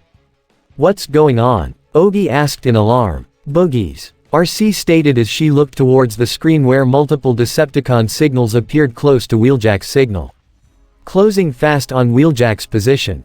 Con scum. Bulkhead snarled. Wheeljack was prepared to land his vessel, the Jackhammer, in the Sahara Desert far away from any Britannian settlements when the craft was suddenly ambushed by 6 Viacon troopers, each taking the form of alien jets as they shot multiple energon blasts at the ship. Wheeljack was able to avoid most of the blasts as he tried to shake them, but one lucky shot hit his right engine, forcing the Autobot inside to make a crash landing on the desert sand. All 6 Viacons flew down toward the trail the Jackhammer left when it crashed before transforming and reading their energon blasters as they approached the downed ship. However, the frontmost Viacon was suddenly killed by an energon blast that shot out of the smoke. Wheeljack revealed himself. A primarily white Autobot with minor red and green decals on his arms and feet and a gray helmet built onto his head, as well as the titular Autobot logo on his chest plate. If you're trying to ruin my day, you're gonna have to try harder. His faceplate closed over his mouth as he engaged the Viacons. They tried to shoot him, but he quickly ran out of the way before jumping and landing hard on the Viacon in the center of the group. One tried to punch him, but he quickly caught his fist and flipped him over his back and toward the side. Wheeljack delivered a kick behind him to knock a second Viacon down before jumping back to avoid a punch from another Viacon, before jumping over and landing behind the same trooper. He grabbed his arm and severed it with a slice with his hand, before kicking the Viacon back and using the severed arm as a makeshift weapon to slam against another incoming Viacon before sending him flying high and far with an uppercut. "You cons have gone soft on me." Wheeljack reached behind to pull a pair of dual swords from his back, resembling some form of katana before rushing forward. The Nemesis, the bridge. Megatron was witnessing the fight from a screen on his warship before turning to Soundwave. "Do it, before the Autobots arrive," the leader of the Decepticons ordered. The Ark, Ground Bridge Bay. "Open the bridge, Ratchet. We're missing all the action," Bulkhead exclaimed as he, Ironhide, Bumblebee, Cliffjumper, and RC all gathered in front of a portal that Ratchet had to activate manually. "All prepare sick bay." Ratchet opened the ground bridge portal. Bulkhead chuckled. "Who for?" "The cons. This is Wheeljack we're talking about." He was the first to run in, followed by the rest of his team.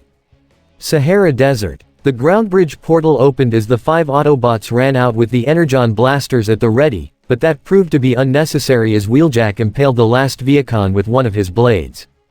"Nice." Cliffjumper smirked. "Heh, heh, I taught him that," Bulkhead said. Wheeljack put his blades away as he approached the Autobots. "Ever think I might need a hand here?" "What? And spoil the show?" Bulkhead joked. "You missed one." RC pointed to one Viacon that was still barely alive, only for Wheeljack to shoot him dead without even looking in his direction. Once he approached the group, his faceplate withdrew as he smirked. "If this is all you got, the planet's in bigger trouble than I thought." Bulkhead then quickly ran over and embraced his best friend, lifting him into the air. "Jackie." He laughed as all the other bots, and even Ironhide, smiled. "Nothing like two old friends reuniting." Wheeljack chuckled. "Watch the finish, you old wrecking ball." The Ark. All 6 of the Autobots, including Wheeljack, ran through the open ground bridge portal and back into their base where everyone else was awaiting them. However, the ground bridge circuited out, as well as the console that Ratchet was working on, causing him to groan in frustration. Despite the malfunction, however, it did not deter the good mood everyone else was feeling. "Jackie, come here. Meet my other best buddies, Rai and Tamaki. These two can wreck with the best, Rai especially." "Hi there." Rai gave a friendly wave. "What's up?" Tamaki gave a finger salute. "You two keeping Bulkhead out of trouble?" Wheeljack gave a greeting joke. "Well, I try, but trouble finds us anyway," Rai replied. "Which he get out of by blowing stuff up," Tamaki added. Wheeljack smirked to his friend. "We're gonna get along just fine." He turned around to the approaching leader of the Autobots. "Optimus Prime, it's a privilege." "Likewise, soldier," Optimus replied. "What have you to report from your long journey?" "Been bouncing from rock to rock," Wheeljack replied. "Searching for signs of friend or foe, now I find both." "We are few, but strong," Optimus said. "We have suffered losses, but we have grown." He glanced towards Zero and the Black Knights present. "And we would relish welcoming a new member into our fold." "I would be honored." Wheeljack accepted. "Then let's get this party started." Bulkhead gave a friendly slam on Wheeljack's back before the two slammed their chest plates together. "Hell yeah. Party time." Tamaki cheered. "Oh joy." Ratchet muttered sarcastically. The Nemesis. Megatron walked through the halls with Soundwave by his side. Once Makeshift passed through their ground bridge, we lost his signal. No doubt Optimus has his base shielded, but it does not matter. Makeshift is our best infiltrator for a reason. The two of them reached a large door where 2 Viacon guards stood straight for their superiors as the door opened automatically. The real Wheeljack was held up by his arms with energy restraints. The Wrecker glared at the leader of the Decepticons but held a defiant smirk on his face. "So, the big bad Megatron. Honestly, I thought you'd be taller." Megatron chuckled slightly. "A pleasure to make the acquaintance of an Autobot war hero. You're fragged in the head if you think Bulkhead won't sniff out an imposter," Wheeljack stated. "Makeshift has deceived many and all enemies in his day," Megatron stated. "Yeah, well, why you keeping me online?" Wheeljack stated. Why not let me down so I can knock that arrogant smirk off your face? I'd love to tangle with the infamous gladiator of Kaun. A tempting offer, but not quite yet. Megatron said. Let's wait till you have something to avenge. Even if your friend manages to see through Makeshift's disguise, he need only fool the Autobots long enough to open their ground bridge from within, so that I and my forces will stain the ground with the spilled energon of Optimus Prime. Meanwhile, on the uppermost deck of the Nemesis, which was still stationed on Earth's moon, Thundercracker and Skywarp had already assembled at least 36 Viacon troopers, all of them armed and ready and awaiting the signal to kill every Autobot and Black Knight in their path. The Ark Bridge. Tamaki had rock music blaring out a large set of speakers in the living quarters near the TV on the bridge as everyone present took the time to either party or just relax. Come on Jackie, show me what ya got. Bulkhead cheered as Wheeljack threw a large ball made of clumped metal to Bulkhead, who caught it but slid back from the force. He laughed. Nice lob. Hey Bulk, I'm open. Cliffjumper called from the other end.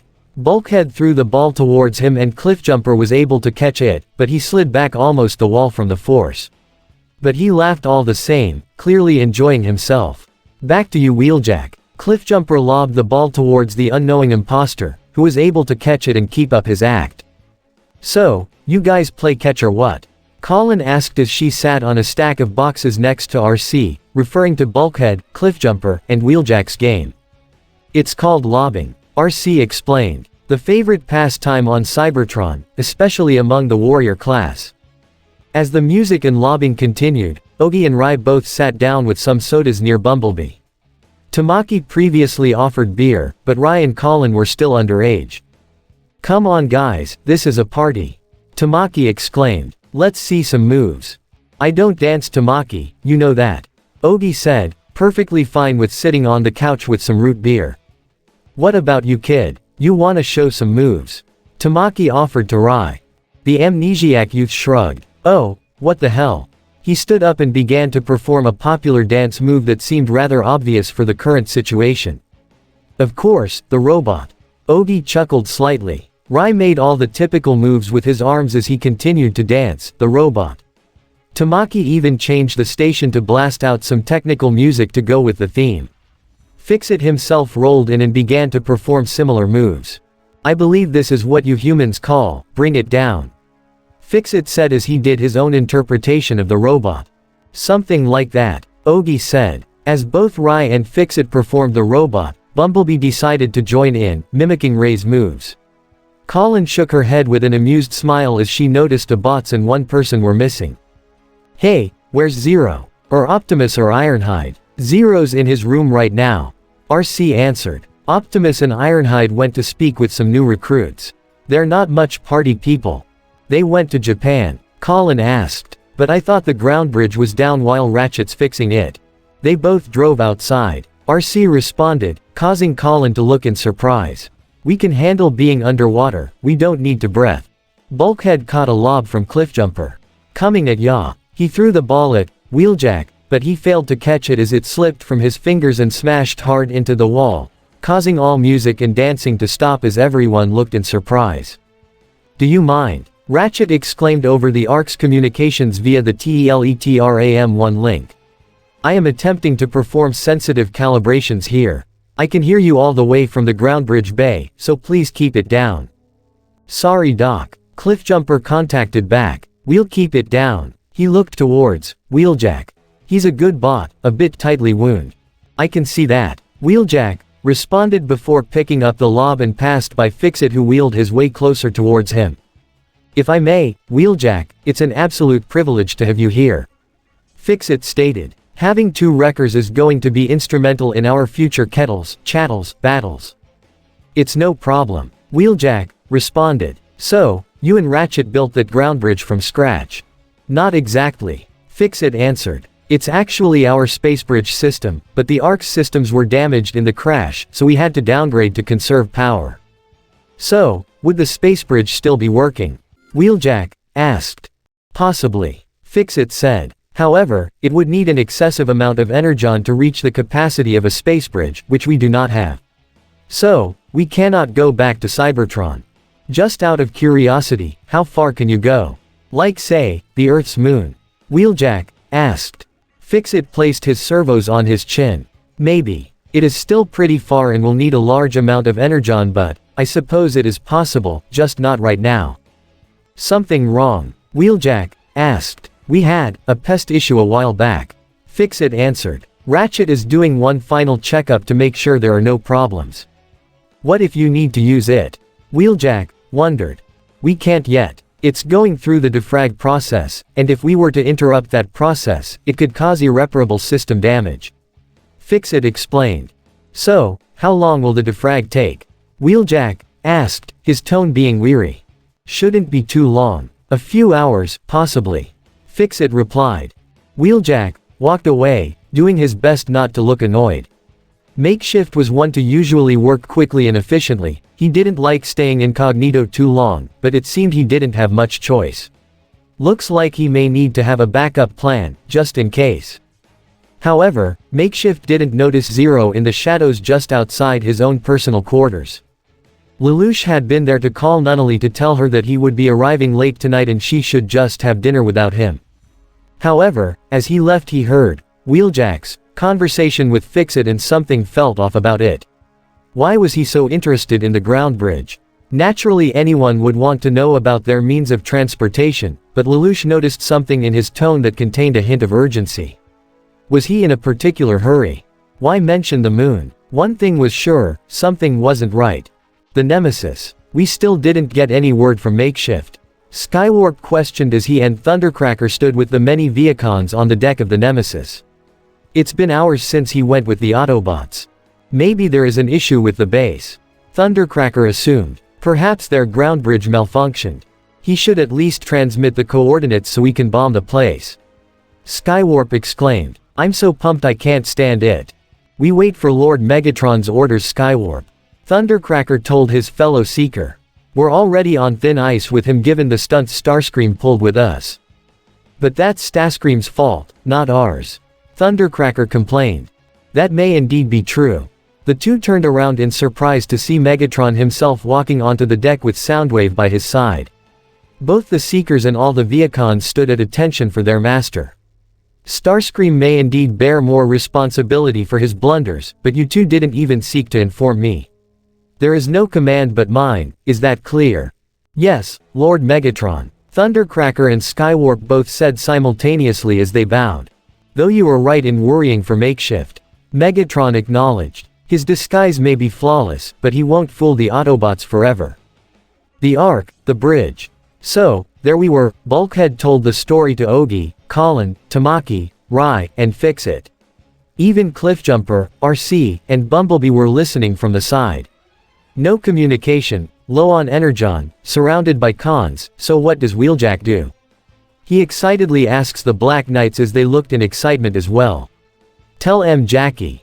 Wheeljack chuckled. What I do best. He gave a thumbs up. He chucks his only grenade smack into the primary heat exchanger. Bulkhead exclaimed in excitement. Yeah, seemed like a good idea at the time. Wheeljack acknowledged. The joint went supernova. Bulkhead shot his arms in the air for emphasis. Holy crap. Sounds awesome. Tamaki shouted. I wish I could have seen that myself. Rai stated. I can see why you guys are called the Wreckers.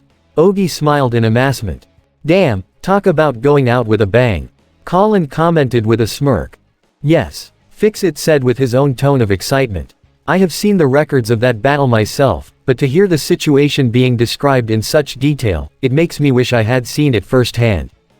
Yeah, I'm still picking shrapnel out of my backside. Bulkhead commented. Not surprised, given the size of your backside. RC commented, resulted in Cliffjumper and Bumblebee both laughing, the later through bleeps of course. Your backside also doubles as a pretty good shield there, Bulk. Cliffjumper joked.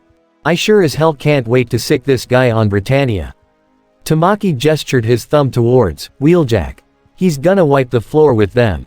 The aforementioned, and disguised, Cybertronian glanced towards the entrance of the bridge as Ratchet walked in. Fix-It noticed him and rolled over to him quickly. Ratchet, how goes the ground bridge repairs? Fix-It asked. Manual systems all seem to check out. Ratchet informed. Now I just need to check the remote signals from the bridge just to see there is nothing overlooked this time. He glanced towards Fix-It, who gave a nervous chuckle. Makeshift was a patient Decepticon, but he was starting to get a bit uncomfortable given his current situation.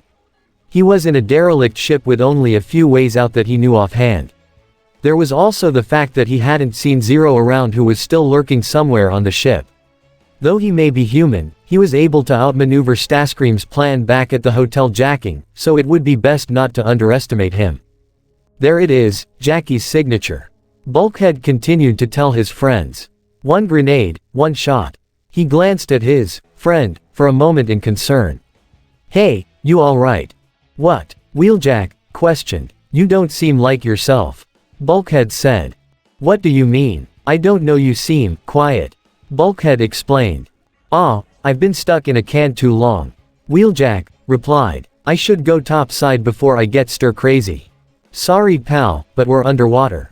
Bulkhead said. Not much to explore down here. Water doesn't bug me. I could probably use a swim. Wheeljack said. And break up the party. Come on, the gang's loving you. You gotta tell M about the Battle of Darkmount Pass. Bulkhead got excited again. You tell M, you're better at it. He turned towards the humans. How about Tamaki here shows me the rest of your base? Yeah sure Jackie. Go right ahead. Bulkhead was starting to get this weird vibe. What the hell? Tamaki shrugged. Follow me, I'll give you the grand tour. So, how many cons you smashed huh? Tamaki asked as he led Wheeljack out of the bridge. Bulkhead had an odd expression on his face as he looked in the direction they left. Hey Bulk, you okay buddy? Rai asked upon noticing his expression. Yeah, just out of sorts I guess. Don't tell me you're jealous. RC teased. That Wheeljack's getting his own partner. Come on. Bulkhead laughed off the idea. But something's just doesn't feel right about him. Well, it's been years since you've last seen him, he's been jumping from one galaxy to the next. Cliffjumper said. He could just be rocket lagged. And, some bots do change you know. Not Jackie. Bulkhead replied. Very interesting. Zero suddenly appeared behind the three Black Knights, startling them slightly. Colin practically jumped in surprise. Geez, don't do that. You almost gave me a heart attack. The masked revolutionary appeared to ignore her and looked towards the large Autobot. Bulkhead, how exactly would you describe Wheeljack's personality? Well, he can be reckless, but he's also very dependable. Bulkhead began. He's also a generally friendly bot and he's quite talkative, not as much as Cliffjumper though. Ha ha. Cliff voiced sarcastically, but Bulkhead wasn't joking. Interesting. Zero noted. He also seemed particularly interested in the ground bridge. Well, it is the only way out of here, unless you want to swim all the way back to Japan. Ogi said. Zero wasn't convinced, however. Can you think of any reason why he'd want to go to the moon? The moon? Rai questioned. Why do you ask? Bulkhead also questioned.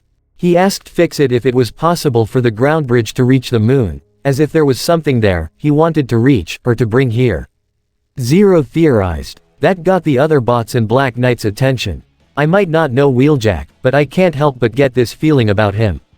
And in my experiences, I've learned to trust my instincts. Yeah, so have I. Bulkhead said with a serious expression. The nemesis. The real Wheeljack struggled in his restraints as he was still being held in the cell. His vocal noises was starting to get on the nerves of the Viacon guarding him. He aimed his Energon blaster at his face to shut him up. You're not going anywhere, Autobot. He told him. However, Wheeljack smirked as he had him right where he wanted him. He suddenly wrapped his legs around the guard's head as the Viacon instinctively fired his Energon blaster randomly. Blah blah blah. Wheeljack said as he motioned for the Viacon's blaster to shoot the console at the end of the room, shutting off his restraints just as Wheeljack used his legs to snap the neck of the Viacon, killing him and setting himself free simultaneously. The newly freed Wrecker ran out of his cell. He had to work fast to save his friend, and get some payback while he was at it. The Ark. Meanwhile, Tamaki continued to give the tour to the Decepticon infiltrator that fooled him. Yep, that's pretty much it. A med bay, Energon storage room, nightmare vault, power chamber. Kinda boring, but it's all we got since most of this dang ship is flooded. So, Where exactly is this ship located anyway? Wheeljack asked. If I told you, I'd have to rip out your spark chamber. Tamaki said to him, causing Wheeljack to look with a serious expression before Tamaki laughed. Ha, I'm kidding. We're in the Pacific Ocean, several miles off the coast of Japan. And I mean Japan, not Area 11 like those damn Britannians are calling it. You must really hate those guys. Can't think of any reason not to hate them. Tamaki said as he continued to lead Wheeljack. But I think I might end up hating those con guys even more since they're pulling the strings. What I wouldn't give to beat the metal crap out of those guys. I'm sure you know what I mean, being a wrecker and all. Yeah, I know what you're talking about. Wheeljack said as something of a sneer formed on his face. The bridge. Ratchet continued to work along with Fix-It on the remote control for the ground bridge as they made their final checkup. Everything seems to be working nicely. Fix-It reported as he looked at his handheld device. Yes, the ground bridge should be functioning normally from this point forward. Ratchet relayed. However, the two seemed oblivious to the seriousness that fell on the group consisting of Bulkhead, Zero, Rai, RC, Colin, Cliffjumper, Bumblebee, and Ogie. Look, I know Wheeljack better than anyone. Bulkhead said. Bulk. Rai glanced behind him and pointed to the entrance on the bridge to where Tamaki and Wheeljack came back. Hey, what are you guys talking about? Wheeljack asked.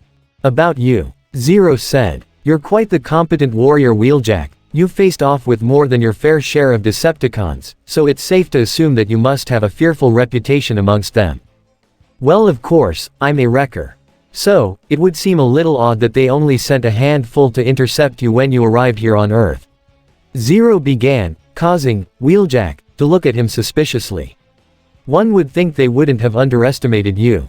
Yeah, Bulkhead said, kinda like you and me at the Battle of Darkmount Pass, right Jackie? Bulkhead asked in the same sort of suspicious tone Zero had. That's a heck of a story. Wheeljack said. Yep, tell it. Bulkhead practically demanded as he glared suspiciously at the so-called Autobot. Who wants another story? Tamaki brushed off. I say we find the nearest Britannian military base and blow it up.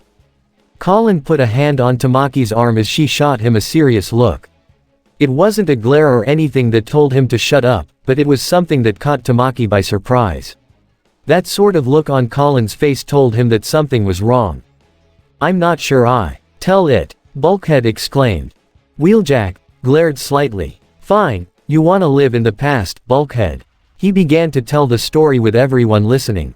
The wreckers were trapped between a Decepticon patrol and a smelting pit. The cons were vicious, bearing down on us with everything they had.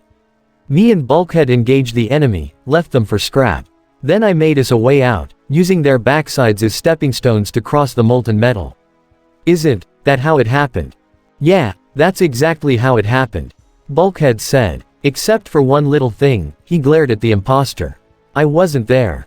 That got both Ratchet and Fix-It's attention as they looked toward the situation in surprise. Even the Black Knights and other Autobots were shocked, completely caught off guard, except for Zero as he glared underneath his mask.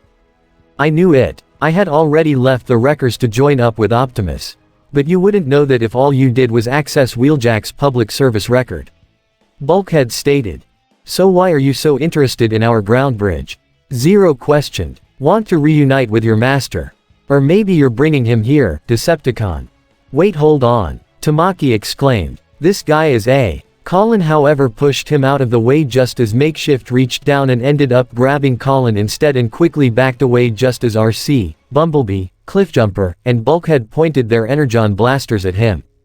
Colin. Ogie exclaimed in shock as Zero made a gesture with his arm for him, Rai, and Tamaki to stay back and not do anything stupid. Stay back. Makeshift ordered, now exposed. Or I'll squeeze her into pulp. He held Colin tightly in his hand as everyone glared heavily at him, even Lelouch snarled underneath his mask. He can't say he didn't expect this, but it didn't make him any less angry. Seeing no further need for his disguise, Makeshift transformed into his natural form, revealing the Decepticon emblem still on his chest. Let her go. Now, RC exclaimed. You try and anything with her con, and you're scrap. Cliffjumper warned. Don't fret, plenty of fighting to come. Makeshift sneered. It was as you suspected, Zero. I am to bring Lord Megatron here, but he'll also be bringing with him an entire brigade of Viacon troopers. Your precious Ark will be in ruins by the time we're done. So, is there a real Wheeljack? Rai questioned, glaring at the Khan who took his friend hostage. Oh indeed. Makeshift confirmed. And I expect Lord Megatron to be making sport of him. Bulkhead glared even further at the Khan impersonating his friend. Now, let's take a little walk to the Groundbridge Bay. If you value this child's life, then don't try anything. He slowly walked backwards towards the exit of the bridge as the Autobots kept their weapons trained on him, with Ratchet and Fix-It still following close behind as well as Zero, Rai, Ogi, and Tamaki. Nemesis. Megatron was starting to become impatient as he stood with Soundwave, Thundercracker, Skywarp, and the rest of his brigade on the deck of his ship. Soundwave, you are certain you supplied our coordinates to Makeshift? Megatron asked his silent subordinate who nodded in confirmation. Then what the scrap is taking him so long? Skywarp exclaimed in fury. Maybe they gave your boy such a hero's welcome. They all turned around to see Wheeljack having walked onto the deck facing all the Decepticons present. He got the warm and fuzzies and decided to switch sides. He glared as his faceplate came up. He escaped. Thundercracker exclaimed as he, Skywarp, and the frontmost Viacons pointed their Energon blasters at him, but Megatron looked more amused than anything. Well, it would seem your reputation for recklessness wasn't as far-fetched after all. Megatron mused. A single Autobot stands before not only the leader of the Decepticons, but 3 of his top soldiers and an entire brigade of enemy troopers. Do you honestly believe you can defeat us all? I thought you would have liked the chance to take out the best of the wreckers with your own 2 hands. Wheeljack stated as he drew both his swords. Unless the infamous gladiator of Kaun has gone all soft. Megatron glared slightly. Very well, if you wish to be extinguished by my blade, then I shall. He extended his own arm blade below his massive Energon cannon before charging at Wheeljack, who responded in kind. Wheeljack took advantage of the moon's low gravity and jumped high above Megatron and brought his blades down onto him, but Megatron blocked and parried with his own blade just as Wheeljack landed behind him, but Megatron was kicked to deliver a kick backwards to knock Wheeljack far to the wall. He rolled out of the way to avoid blasts from Megatron's fusion cannon and charged at Megatron again, moving faster than what the Decepticon leader anticipated. He was able to get a few successful slashes in with his swords to knock Megatron back a bit before delivering a cartwheel kick to his jaw to knock him into the air. However, Megatron quickly transformed to fly up higher than Wheeljack could reach before flying back down and used the momentum he gained as he transformed to fall down at incredible speeds and slash at the ground, shaking the area slightly from the impact, but Wheeljack dodged it just in time. However, the shockwave knocked him back towards the wall before he landed on his hands and knees. Okay, guess he hasn't gone soft. Wheeljack said to himself before getting back up and re-engaging Megatron. The Ark. Makeshift kept a firm grip on Colin as he backed his way into the Groundbridge Bay and toward the manual controls, with the Autobots keeping their weapons still trained on him as the Black Knights followed closely. Damn it, Lelouch thought to himself. If only I could use my Geass, but since it doesn't work on Cybertronians. But even if it did, I'd still have to explain it to everyone else. He tried his best to remain calm and think of a plan, but he couldn't think of anything without putting Colin in danger. How could I have been so stupid? How could I have led an enemy infiltrator into our base? You know, if I was in a nightmare, I'd definitely kick your metal ass right now. Colin snarled defiantly at Makeshift. Be quiet, he said as he put the coordinates Megatron gave him into the computers and saw the ground bridge was fully operational. He had to divert extra energon in so that the ground bridge had enough power to reach Earth's moon, but he was successful. About time. He pulled down on a lever and activated a portal. Nemesis. Wheeljack was on the defensive, using his blades to parry Megatron's blows, while rolling out of the way to avoid his fists. He was able to get behind Megatron and deliver a roundhouse kick to knock him back slightly. Wheeljack then jumped and spun his body, while pointing his blades forward, and managed to scratch Megatron a bit and knock him back further. However, before Wheeljack could press the advantage, he saw some incoming energon blasts from the reflection in his sword and rolled out of the way to avoid getting shot at by Thundercracker, Skywarp, and several Viacons. Wheeljack was again put on defense as he used his blades to slice and block all the energon blasts shot at him just as Megatron recovered. However, he wouldn't have to worry about that for much longer as he glanced behind him to see an open spacebridge portal. Well, the arc. Makeshift back towards the open portal as Colin continued to struggle in his grip as he faced the glaring Autobots and Black Knights with a mocking sneer. Let's get this party started. Suddenly, the one true Wheeljack appeared out of the portal and delivered a flying kick to Makeshift's back, knocking him down and forcing him to let Colin go. Cliffjumper was quick to catch Colin with his hand as Makeshift was knocked all the way back to the other side of the bay. Odie and Rai helped Colin to her feet as Cliffjumper set her down as everyone, even Zero, looked in surprise at the appearance of the real Wheeljack. I'd shut that hole before the stink comes through. The Nemesis. Enter the portal. Now. Megatron ordered his brigade. Skywarp and Thundercracker were the first to try and run toward it, but the portal closed before they could reach it. What? Thundercracker exclaimed while Megatron just grunted in frustration and disappointment. The Ark, Groundbridge Bay. Makeshift was quick to transform back into his Wheeljack disguise as he drew both his swords while the real Wheeljack had his own swords. They both circled each other, waiting for the other to make the first move. Bulkhead looked more than ready to pummel the imposter, but Wheeljack stopped him. Ugly's mine. They both clashed their swords at each other, parrying and blocking each strike, at first appearing to be evenly matched. Everyone kept their eyes on the battle, while trying to make sure which one was the real deal. Well, which one is the real Wheeljack? Ogie asked. I can't tell. I lost track. Rai exclaimed. I haven't. Zero said. He hadn't lost track of which one was the real Wheeljack, and which one was the imposter. He knew Makeshift changed back into Wheeljack to try and confuse the Autobots and Black Knights, and if he won, he could make it look like the real Wheeljack was the imposter and distract them long enough to open the spacebridge portal again and let the Decepticons inside. Wheeljack had his doppelganger backed into a corner as he lashed his right blade at him, which Makeshift blocked, but Wheeljack gave a vertical slash with his left blade as Makeshift was able to block that one as well. However, the imposter swerved around Wheeljack and lashed his blade to knock the right one out of his hand, but Wheeljack returned the favor before grabbing his imposter's hand and pulling his face into a knee strike. While catching the blade, Makeshift instinctively let go, allowing Wheeljack to deal the finishing blow with a mix between a punch and sword strike to knock Makeshift down. Wheeljack stood in victory, pointing his sword at the imposter's face. That's my Jackie. Bulkhead confirmed. You sure about that? Like really sure. Colin wanted to be certain. Indeed. Zero said. The victor is indeed the one true Wheeljack. But to be certain, the real Wheeljack impaled his blade into Makeshift's side, causing him to grunt in pain and force him to transform back into his real Decepticon appearance for absolute confirmation. Yep, no confusing those two now. Cliffjumper smirked. Ah damn it. Tamaki slapped his hand on his own face. What is it? Rai asked in alarm. I told him where this place was. Tamaki exclaimed.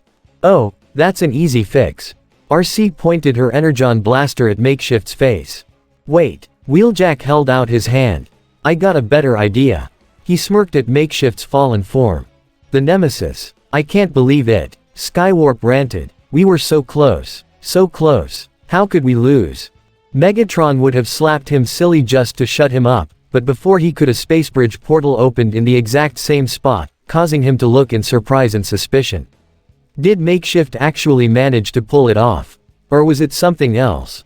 What are all of you waiting for? Go. Thundercracker ordered the brigade before Megatron could say anything. No wait. Megatron tried to order his troops to stop, but several had already entered the portal. The Ark. Bulkhead picked up Makeshift's body and with several twirls, he chucked the Decepticon into the open portal. The Viacon troopers in the portal all looked in shock before turning around only to get smacked down and knocked out of the portal just as Megatron himself looked in surprise to see Makeshift come flying out and landing right on top of him. Ratchet closed the spacebridge portal once he was certain Makeshift made it all the way through. Wheeljack smirked to his friend. Nice lob. The Nemesis. Megatron groaned in annoyance as he stood upright as the portal closed. Did you at the very least learn the location of their base? Indeed, Lord Megatron. Makeshift confirmed, however there was a beeping sound coming from his side.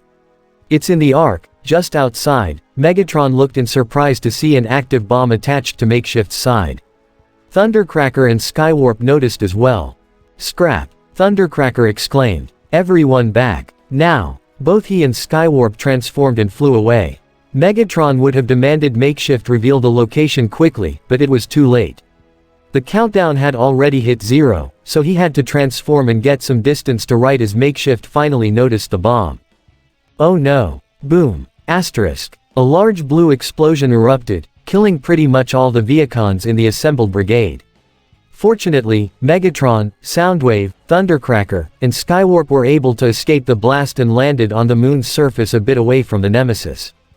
Makeshift, you idiot! Skywarp complained. We were so close. So close. However, despite this great disappointment, Megatron wasn't enraged. He may have lost his top infiltrator, but he did learn one thing. The Autobots were stationed in the Ark, and for a vessel that large to remain outside the eyes of humans, it would have to be hidden somewhere vast that could cover something as big as the Autobot main Exodus transport.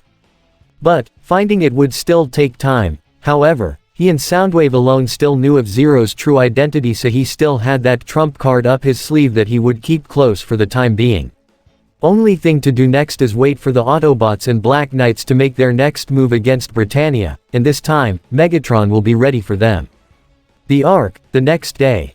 Optimus and Ironhide had returned from their mission to meet Wheeljack where Ratchet, Zero, and the other Autobots informed them about Makeshift and made certain that no one else would know the Ark's location. Soon after, the Autobots had managed to bring Wheeljack's craft, the Jackhammer, into the Ark via ground bridge. It was currently in an empty docking bay and would undergo repairs soon. As the Autobots talked with Wheeljack about the situation on Earth regarding Britannia and the Decepticons, Zero sat in the living area alongside Ogi, Tamaki, Colin, and Rai. A shape-shifting Decepticon, Rai said to himself, "You know, we really should have seen that coming. Well, we're at least lucky they don't know where the Ark is, right?" Ogi tried to find the bright side. Still, the fact that Megatron had someone like that at his command is an intimidating thought to say the least. Zero said with a cautious tone in his voice. "I wonder if there are any others at his disposal. I would not worry." Fixit rolled up with his own device and showed the dossier of the Decepticon they just defeated. Makeshift is a shifter, a very rare breed of Cybertronian that have the ability to take any form comparative to their own normal size and mass, making them efficient at blending in with the environment and even taking the appearances of other Cybertronians. It makes them the idea fries, cries, spies. So, you can guarantee there aren't any more cons like those? Colin asked. It is very unlikely. Fixit confirmed. As I said, they are very rare. The odds of another showing up are approximately 1,367,493 to 1. That's a relief. Ogi breathed a huge sigh. Optimus, Bulkhead, and Wheeljack walked up toward the humans and the Minicon present. So, the Black Knights huh? Very catchy. Thanks man. Tamaki gave a finger salute. We have spoken with Wheeljack and informed him of the situation. Optimus explained. And it looks like you guys could really use some help, so you can count me on board. Wheeljack smirked. That took most of the Black Knights by surprise. Wait, so, you're in? Rai asked excitedly. I'm in. Wheeljack nodded. Britannia ain't gonna know what hit him. Awesome. Colin stood up with smirk. Hell yeah. Look out Brits, the wreckers are gonna wreck ya. Tamaki exclaimed with a wide grin. Welcome aboard Wheeljack. Ogi greeted in a friendly tone.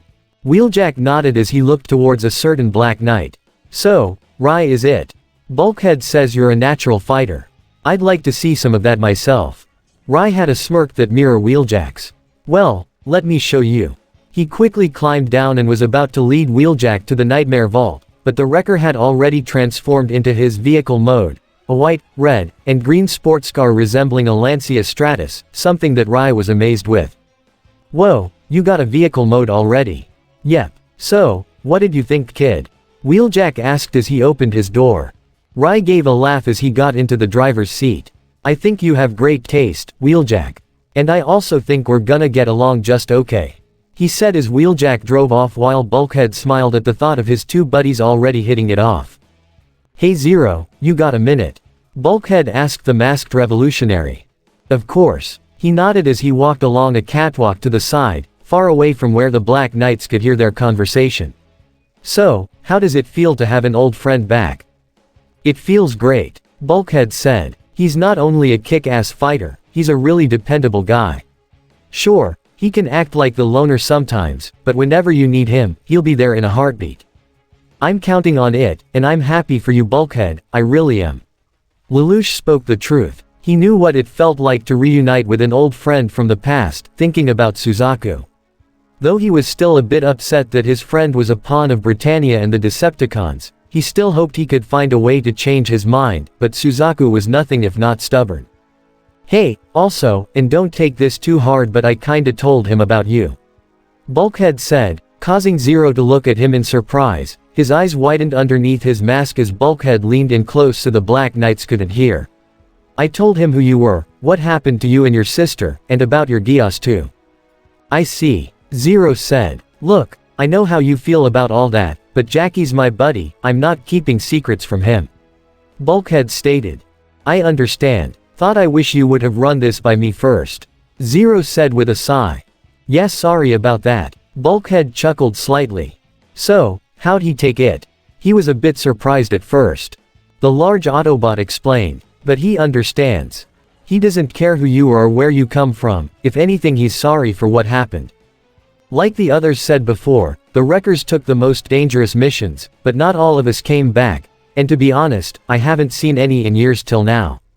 I don't even know if there are any Wreckers left. Lelouch had a serious yet sympathetic expression underneath his mask. Wheeljack and I know what it's like to lose someone close, and how it feels to be under the thumb of someone bad, so, he gets it. He promised to keep his mouth shut too, so your secret's still safe. Alright, Zero nodded. I appreciate that. And hey, listen kid, Bulkhead had one last thing to say. You're a good person, and I mean that. It wouldn't hurt to open up a bit with some of your teammates. If you explained it to them, I'm sure they'd get it. They're all good people. It was true, despite their flaws, Colin, Ogi, and Tamaki, and several other Black Knights he met were all good people and proved to be dependable allies. So maybe he could trust them a bit more, but not right now. Alright, and Bulkhead, Zero took off his mask. Fortunately no one else could see him past Bulkhead's frame as Lelouch smiled honestly at the large Autobot. Thanks. Bulkhead smiled as he offered his large fist for a fist bump. Lelouch put his mask back on and returned the gesture with his own hand. And this is the end of part 7 of this What If. I hope you guys like it. Do not forget to leave a comment down below and subscribe to the channel.